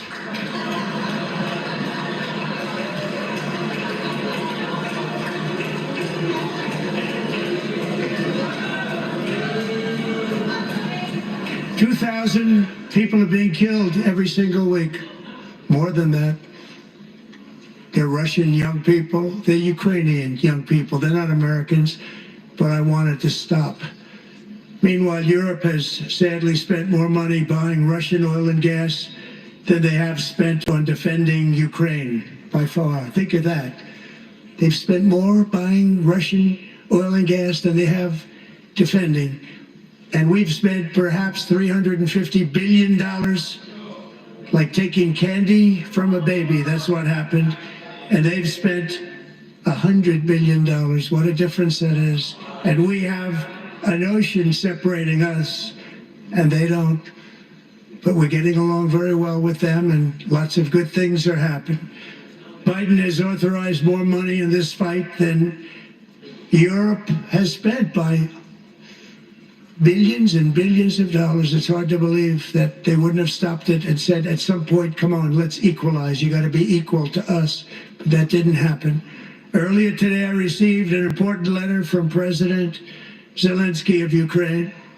The letter reads, Ukraine is ready to come to the negotiating table as soon as possible to bring lasting peace closer. Nobody wants peace more than the Ukrainians, he said. My team and I stand ready to work under President Trump's strong leadership to get a peace that lasts. We do really value how much America has done to help Ukraine maintain its sovereignty and independence. Regarding the agreement on minerals and security, Ukraine is ready to sign it at any time that is convenient for you. I appreciate that he sent this letter, just got it a little while ago. Simultaneously, we've had serious discussions with Russia and have received strong signals that they are ready for peace. Wouldn't that be beautiful? Wouldn't that be beautiful? Let's go, Trump. Save America, baby. You can do it. We all believe.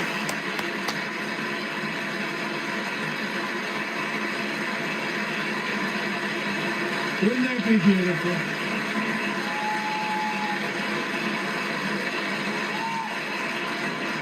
It's time to stop this madness. It's time to halt the killing. It's time to end this senseless war. If you want to end wars, you have to talk to both sides. Nearly 4 years ago, amid rising tensions, a history teacher named Mark Fogel was detained in Russia and sentenced to 14 years in a penal colony. Rough stuff. The previous administration barely lifted a finger to help him. They knew he was innocent, but they had no idea where to begin. But last summer, I promised his 95-year-old mother, Malphine, that we would bring her boy safely back home. After 22 days in office, I did just that, and they are here tonight.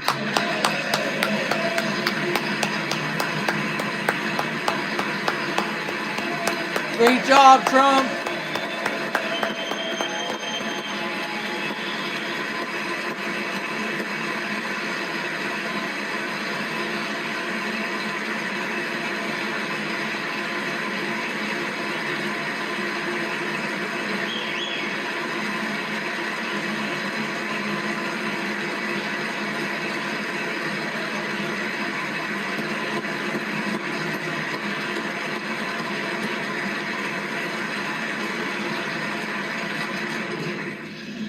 To Mark and his great mom, we are delighted to have you safe and sound and with us.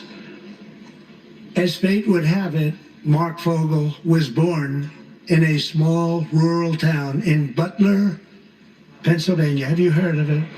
Where his mother has lived for the past 78 years. I just happened to go there last July 13th for a rally. That was not pleasant. And that is where I met his beautiful mom right before I walked onto that stage. And I told her I would not forget what she said about her son. And I never did I? Never forgot. Less than 10 minutes later, at that same rally, gunfire rang out, and a sick and deranged assassin unloaded 8 bullets from his sniper's perch into a crowd of many thousands of people. My life was saved by a fraction of an inch, but some were not so lucky. Corey Comparator was a firefighter, a veteran, a Christian, a husband, a devoted father, and above all, a protector. When the sound of gunshots pierced the air, it was a horrible sound. Corey knew instantly what it was and what to do. He threw himself on top of his wife and daughters and shielded them from the bullets with his own body. Corey was hit really hard. You know the story from there. He sacrificed his life to save theirs. 2 others, very fine people, were also seriously hit. But thankfully, with the help of 2 great country doctors, we thought they were gone and they were saved. So those doctors had great talent. We're joined by Corey's wife, Helen, who was his high school sweetheart, and their 2 beloved daughters, Allison and Kaylee. Thank you.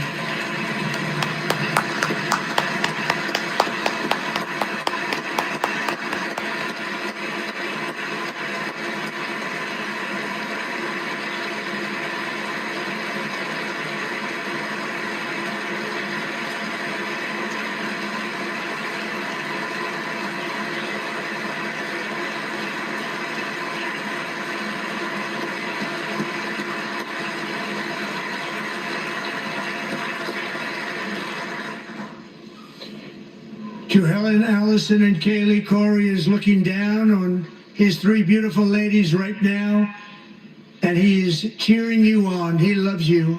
He is cheering you on. Corey was taken from us much too soon, but his destiny was to leave us all with a shining example of the selfless devotion of a true American patriot.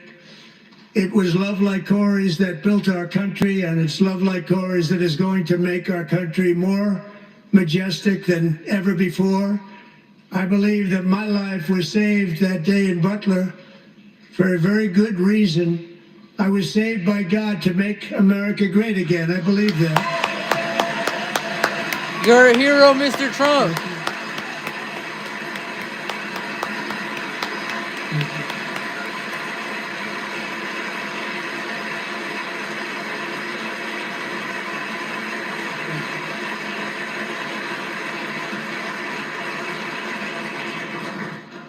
Thank you very much. From the patriots of Lexington and Concord to the heroes of Gettysburg and Normandy, from the warriors who crossed the Delaware to the trailblazers who climbed the Rockies, and from the legends who soared at Kitty Hawk to the astronauts who touched the moon, Americans have always been the people who defied all odds, transcended all dangers, made the most extraordinary sacrifices, and did whatever it took to defend our children, our country, and our freedom.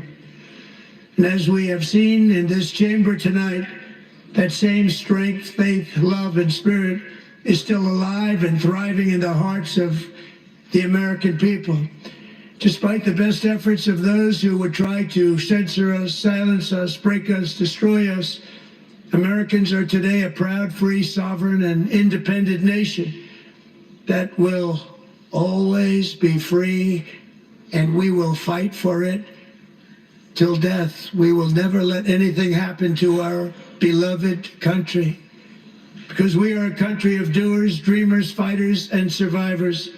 Our ancestors crossed a vast ocean, strode into the unknown wilderness, and carved their fortunes from the rock and soil of a perilous and very dangerous frontier. They chased our destiny across a boundless continent. They built the railroads, laid the highways, and graced the world with American marvels like the Empire State Building, the mighty Hoover Dam, and the towering Golden Gate Bridge.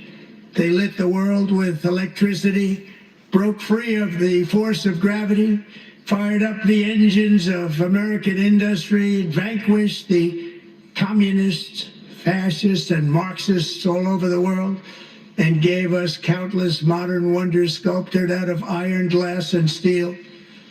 We stand on the shoulders of these pioneers who won and built the modern age, these workers who poured their sweat into the skylines of our cities, these warriors who shed their blood on fields of battle and gave everything they had for our rights and for our freedom. Now it is our time to take up the righteous cause of American liberty. And it is our turn to take America's destiny into our own hands and begin the most thrilling days in the history of our country. This will be our greatest era. With God's help, over the next 4 years, we are going to lead this nation even higher. And we are going to forge the freest, most advanced, most dynamic, and most dominant civilization ever to exist on the face of this earth. We are going to create the highest quality of life, build the safest and wealthiest and healthiest and most vital communities anywhere in the world. We are going to conquer the vast frontiers of science, and we are going to lead humanity into space and plant the American flag on the planet Mars and even far beyond.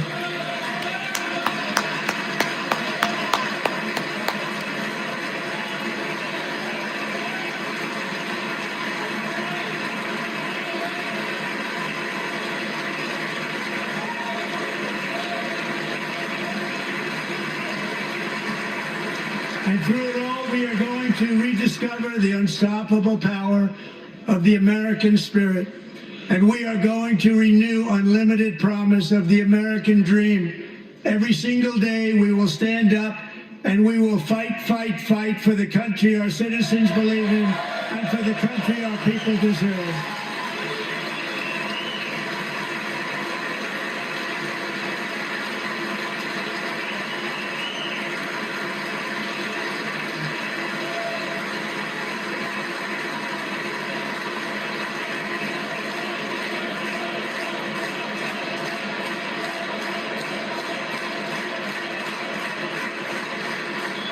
My fellow Americans, get ready for an incredible future, because the golden age of America has only just begun. It will be like nothing that has ever been seen before. Thank you, God bless you, and God bless America. We love you, Trump.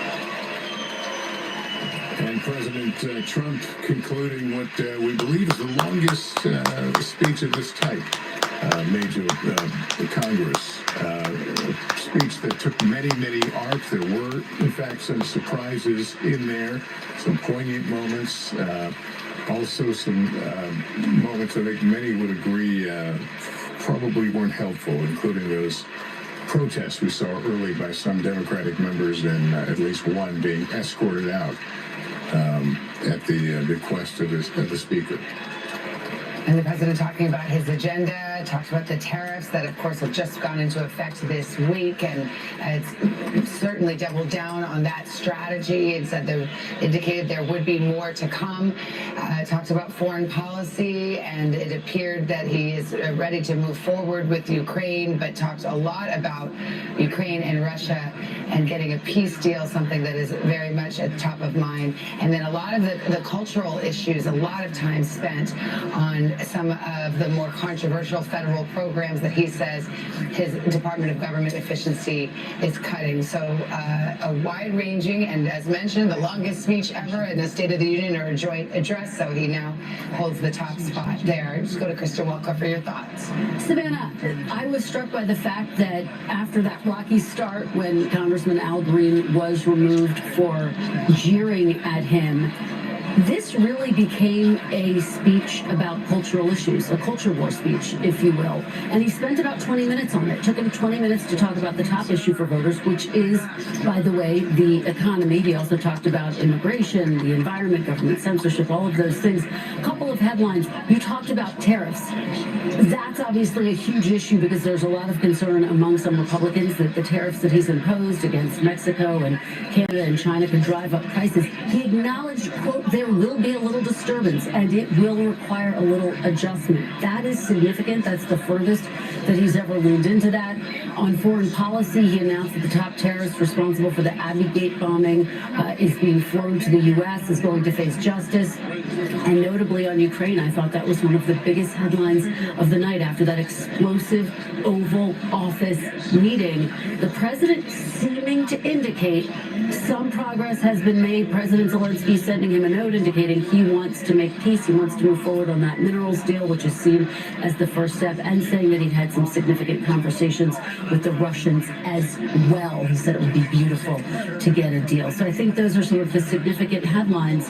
But again, so notable that he began this speech really focused on those culture war issues, and reminder that that's part of what's hooked him into the White House. In so many ways, this was President Trump characteristically almost defiant. His message was, I'm not going anywhere. I'm not backing down on so many of these key issues for him. And as he put it, we are only just getting started after a first 43 days in office where his administration has touted, and he did tonight, the number of executive orders he has signed, the actions that he's taken moving forward. So you look at something, though, as far as what Americans care about, right? We know they care about the economy and their wallets. Kristen mentioned this issue of tariffs. And yes, while the president did acknowledge that folks like farmers may feel some pain, he also gave his presidential spin on this, suggesting that car companies would be behind it, that it would usher in a new era for these car companies. That has not been what we have heard from those companies thus far. It was only a matter of weeks ago that the head of Ford suggested that long-term tariffs could blow a hole in the automotive industry here in this country. So that is a real question mark, especially when his own Commerce Secretary just hours ago previewed the potential for a compromise here.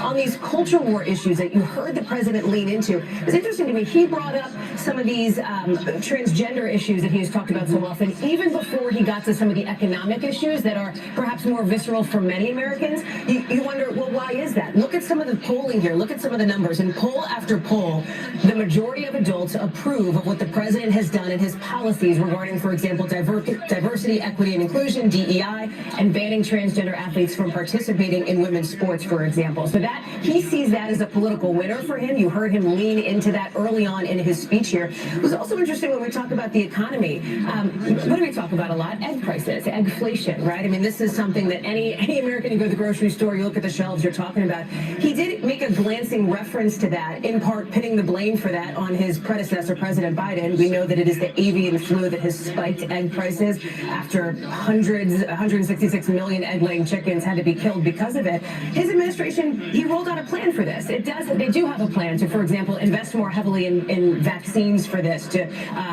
import more, if you will. But he didn't get into some of the details on that to try to make the case to Americans that he's working for them to try to lower the prices. Overall, however, start, he really leaned into the fact that he is going to be continuing to press the case with, for example, Elon Musk, as you see him walking out, really linking Doge and what Musk is doing to these culture war issues that we've been talking about here. We should note this is an open microphone as the president slowly makes his way, so let's just listen for a few seconds. Thank you. Yes, sir.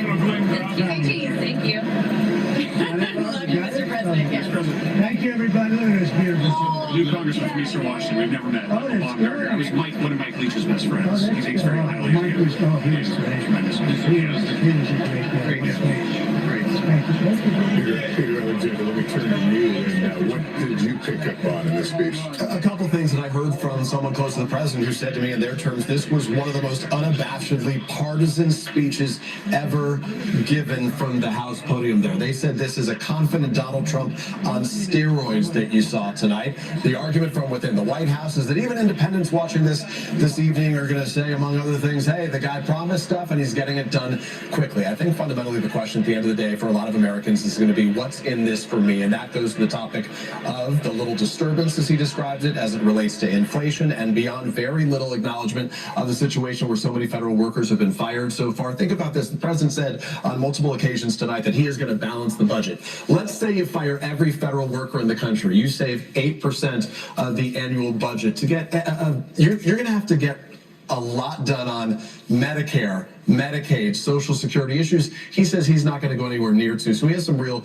challenges right now, and already Americans say that they're feeling some of the pain. A lot of talk about also tax cuts and not taxing tips, and so you're also reducing revenue at the same time. Yep. So wonky policy alert, balancing the budget is there's a reason that Washington almost never does it. Yeah, he didn't seem to get into the idea of the workers who have been laid off. That was essentially went around that. Things that so many members of his own party are dealing with Congressmen right now. To Peter's point, promises made, promises kept. The president got on the campaign trail with Elon Musk and said that this is what he was going to do, is slash the federal workforce. I will tell you that I talked with a Republican member of Congress just tonight who said that she is going to continue. She's going to hold a town hall next week, even after some of these warnings from Republicans, to think about how you conduct these town halls after we've seen a number of protests that have gone viral online of Republicans getting booed or shouted down because of these Doge cuts. Many Republicans, the White House will say those are operatives, those are sort of paid demonstrators, etc. But we are seeing that sort of over and over again now as Republicans start to think about the way that they are positioning themselves back home in their districts. One of the big issues tonight had to do with how the Democrats would respond to this speech, and we saw it all over the map, from open resistance and a member of Congress being escorted out to signs to a more quiet protest of wearing different colors. We're about to hear from the Democrats officially. The Democratic response is just moments away, so we want to sneak in a break right here. Michigan Senator Elissa Slotkin on deck next. We'll bring it to you live right after this.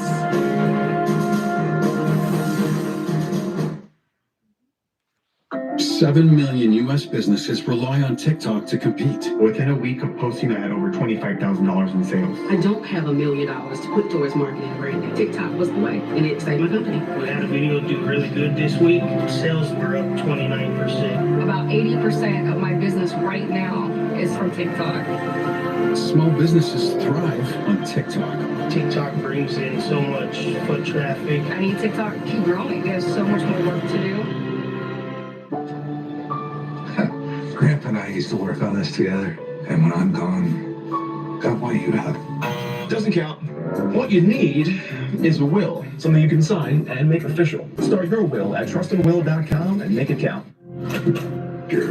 What's Simply Safe got that I don't? 24/7 monitoring to help stop crime in real time. Stop. This is Simply Safe. Maybe Simply Safe and I could work together. Unlikely. There's no safe like Simply Safe. Greg takes Prevagen for his brain, and this is his story. Hi, I'm Greg. I live in Bloomington, Illinois. I'm not an actor. I'm just a regular person. 8 years ago, I just didn't feel like I was on my game. I started taking Prevagen, and I want people to know that Prevagen has worked for me. Give it a try. I wanted to help you just like it has helped me. I've been taking Prevagen for 8 years now, and it's still helping me tremendously. Prevagen for your brain.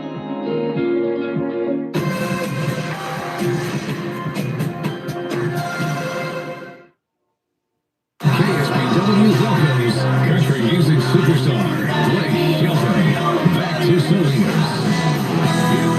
Blake Shelton, live at Salinas Sports Complex. special guests, Cameron Wickham and Red Shahan. Get tickets Thursday, March 6th at carodeo.com. Blake Shelton. Live in concert. Produced by David True Productions and the California Rodeo. For Central Coast weather, open the KSBW app. Welcome back to our special coverage of President Trump's joint address to Congress when the president praised his administration's cuts to the federal workforce along with the tariffs put in place today. Yeah, a speech that was wide-ranging in the subject matter, and any moment now we're about to hear from the Democrats here. The response will come from Michigan Senator Alyssa Slotkin. She's a former CIA analyst. She served in Iraq as well. Also did national security issues at the Pentagon and the White House during the Bush and Obama administrations. Senate Majority Leader Chuck Schumer has called her a rising star in the Democratic Party. And NBC News has learned she's going to speak from Wyandotte, Michigan. This is a swing town near Detroit. So she won. She just had a very hard-fought race in Michigan. She won her Senate seat. President Trump, of course, won Michigan. So let's hear from Senator Slotkin here. Hi, everyone. I'm Alyssa Slotkin. I'm honored to have the opportunity to speak tonight. It's late, so I promise to be a lot shorter than what you just watched. I won't take it personally if you've never heard of me. I'm the new senator from the great state of Michigan, where I grew up. I've been in public service my entire life because I happened to be in New York City on 9/11 when the Twin Towers came down. Before the smoke cleared, I knew I wanted to make a life in national security. I was recruited by the CIA and did 3 tours in Iraq alongside the military. In between, I worked at the White House under President Bush and President Obama, 2 very different leaders who both believed that America is exceptional. You can find that same sense of patriotism here in Wyandotte, Michigan, where I'm speaking from tonight. It's a working-class town just south of Detroit. President Trump and I both won here in November. It might not seem like it, but plenty of places like this still exist across the United States. Places where people believe that if you work hard and play by the rules, you should do well and your kids should do better. It reminds me of how I grew up. My dad was a lifelong Republican, my mom a lifelong Democrat. But it was never a big deal because we had shared values that were bigger than any one party. We just went through another fraught election season. Americans made it clear that prices are too high and that the government needs to be more responsive to their needs. America wants change. But there's a responsible way to make change and a reckless way. And we can make that change without forgetting who we are as a country and as a democracy. So that's what I'm going to lay out tonight. Because whether you're from Wyandotte or Wichita, most Americans share 3 core beliefs. That the middle class is the engine of our country, that strong national security protects us from harm, and that our democracy, no matter how messy, is unparalleled and worth fighting for. Let's start with the economy. Michigan literally invented the middle class, the revolutionary idea that you could work at an auto plant and afford the car you were building. That's the American dream. And in order to expand and protect the middle class, we have to do a few basic things. We need to bring down the price of things we spend the most money on: groceries, housing, healthcare. We need to make more things in America with good-paying union jobs and bring our supply chains back home from places like China. We need to give American businesses the certainty they need to invest and create the jobs of the future. And we need a tax system that's fair for people who don't happen to make $1 billion. Look, the president talked a big game on the economy, but it's always important to read the fine print. So, do his plans actually help Americans get ahead? Not even close. President Trump is trying to deliver an unprecedented giveaway to his billionaire friends. He's on the hunt to find trillions of dollars to pass along to the wealthiest in America. And to do that, he's going to make you pay in every part of your life. Grocery and home prices are going up, not down, and he hasn't laid out a credible plan to deal with either of those. His tariffs on allies like Canada will raise prices on energy, lumber, and cars, and start a trade war that will hurt manufacturing and farmers. Your premiums and prescriptions will cost more because the math on his proposals doesn't work without going after your health care. Meanwhile, for those keeping score, the national debt is going up, not down. And if he's not careful, he could walk us right into a recession. And one more thing. In order to pay for his plan, he could very well come after your retirement. The Social Security, Medicare, and VA benefits you worked your whole life to earn. The president claims he won't, but Elon Musk just called Social Security the biggest Ponzi scheme of all time. While we're on the subject of Elon Musk, is there anyone in America who is comfortable with him and his gang of 20-year-olds using their own computer servers to poke through your tax returns, your health information, and your bank accounts? No oversight, no protections against cyber attack, no guardrails on what they do with your private data. We need a more efficient government. You want to cut waste? I'll help you do it. But change doesn't need to be chaotic or make us less safe. The mindless firing of people who work to protect our nuclear weapons, keep our planes from crashing, and conduct the research that finds the cure for cancer, only to rehire them 2 days later? No CEO in America could do that without being summarily fired. Okay, so we've talked about economic security. How about national security? Let's start with the border. As someone who spent my whole career protecting our homeland, every country deserves to know who and what is coming across its border. Period. Democrats and Republicans should all be for that. But securing the border without actually fixing our broken immigration system is dealing with the symptom and not the disease. America is a nation of immigrants. We need a functional system keyed to the needs of our economy that allows vetted people to come and work here legally. So I look forward to the president's plan on that. Because here's the thing. Today's world is deeply interconnected. Migration, cyber threats, AI, environmental destruction, terrorism. One nation cannot face these issues alone. We need friends in all corners, and our safety depends on it. President Trump loves to say peace through strength. That's actually a line he stole from Ronald Reagan. But let me tell you, after the spectacle that just took place in the Oval Office last week, Reagan must be rolling in his grave. We all want an end to the war in Ukraine, but Reagan understood that true strength required America to combine our military and economic might with moral clarity. And that scene in the Oval Office wasn't just a bad episode of reality TV. It summed up Trump's whole approach to the world. He believes in cozying up to dictators like Vladimir Putin and kicking our friends like the Canadians in the teeth. He sees American leadership as merely a series of real estate transactions. As a Cold War kid, I'm thankful it was Reagan and not Trump in office in the 1980s. Trump would have lost us the Cold War. Donald Trump's actions suggest that in his heart, he doesn't believe we're an exceptional nation. He clearly doesn't think we should lead the world. Look, America is not perfect, but I stand with the majority of Americans who believe we are still exceptional, unparalleled. And I would rather have American leadership over Chinese or Russian leadership any day of the week. Because for generations, America has offered something better. Our security and our prosperity, yes, but our democracy, our very system of government, has been the aspiration of the world. And right now, it's at risk. It's at risk when the president decides you can pick and choose what rules you want to follow, when he ignores court orders and the Constitution itself, or when elected leaders stand by and just let it happen. But it's also at risk when the president pits Americans against each other, when he demonizes those who are different and tells certain people they shouldn't be included. Because America is not just a patch of land between two oceans. We are more than that. Generations have fought and died to secure the fundamental rights that define us.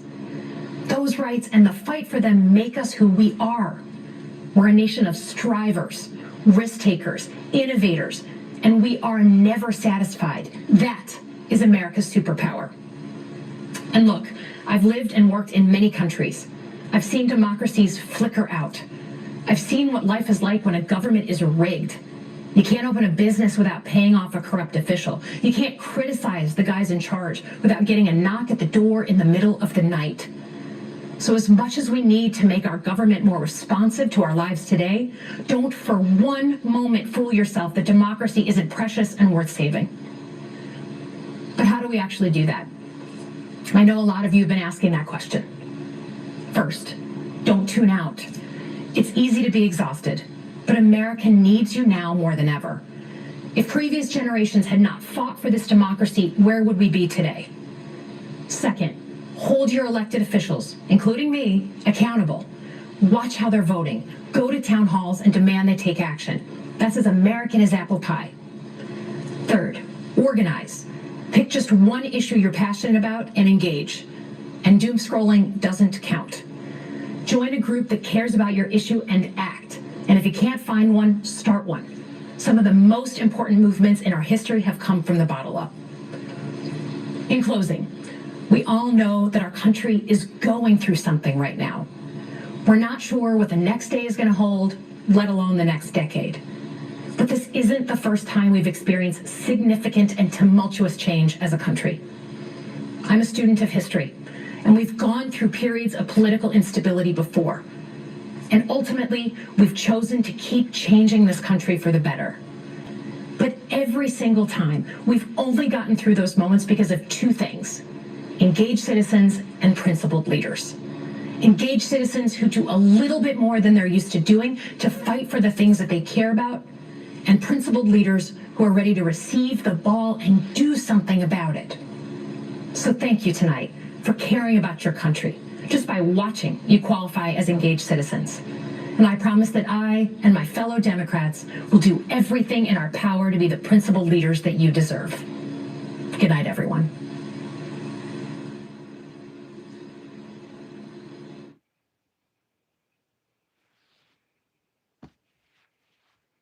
I don't know why it's muted, but Alyssa Slotkin was a bozo. Let's go, Trump. I have no idea why there's no sound at NBC right now.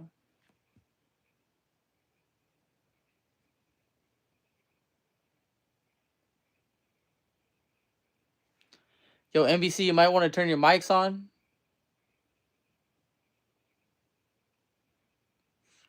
See, this is why Trump's better, man. You got Democrats, they can't even control the volume of their own fucking station.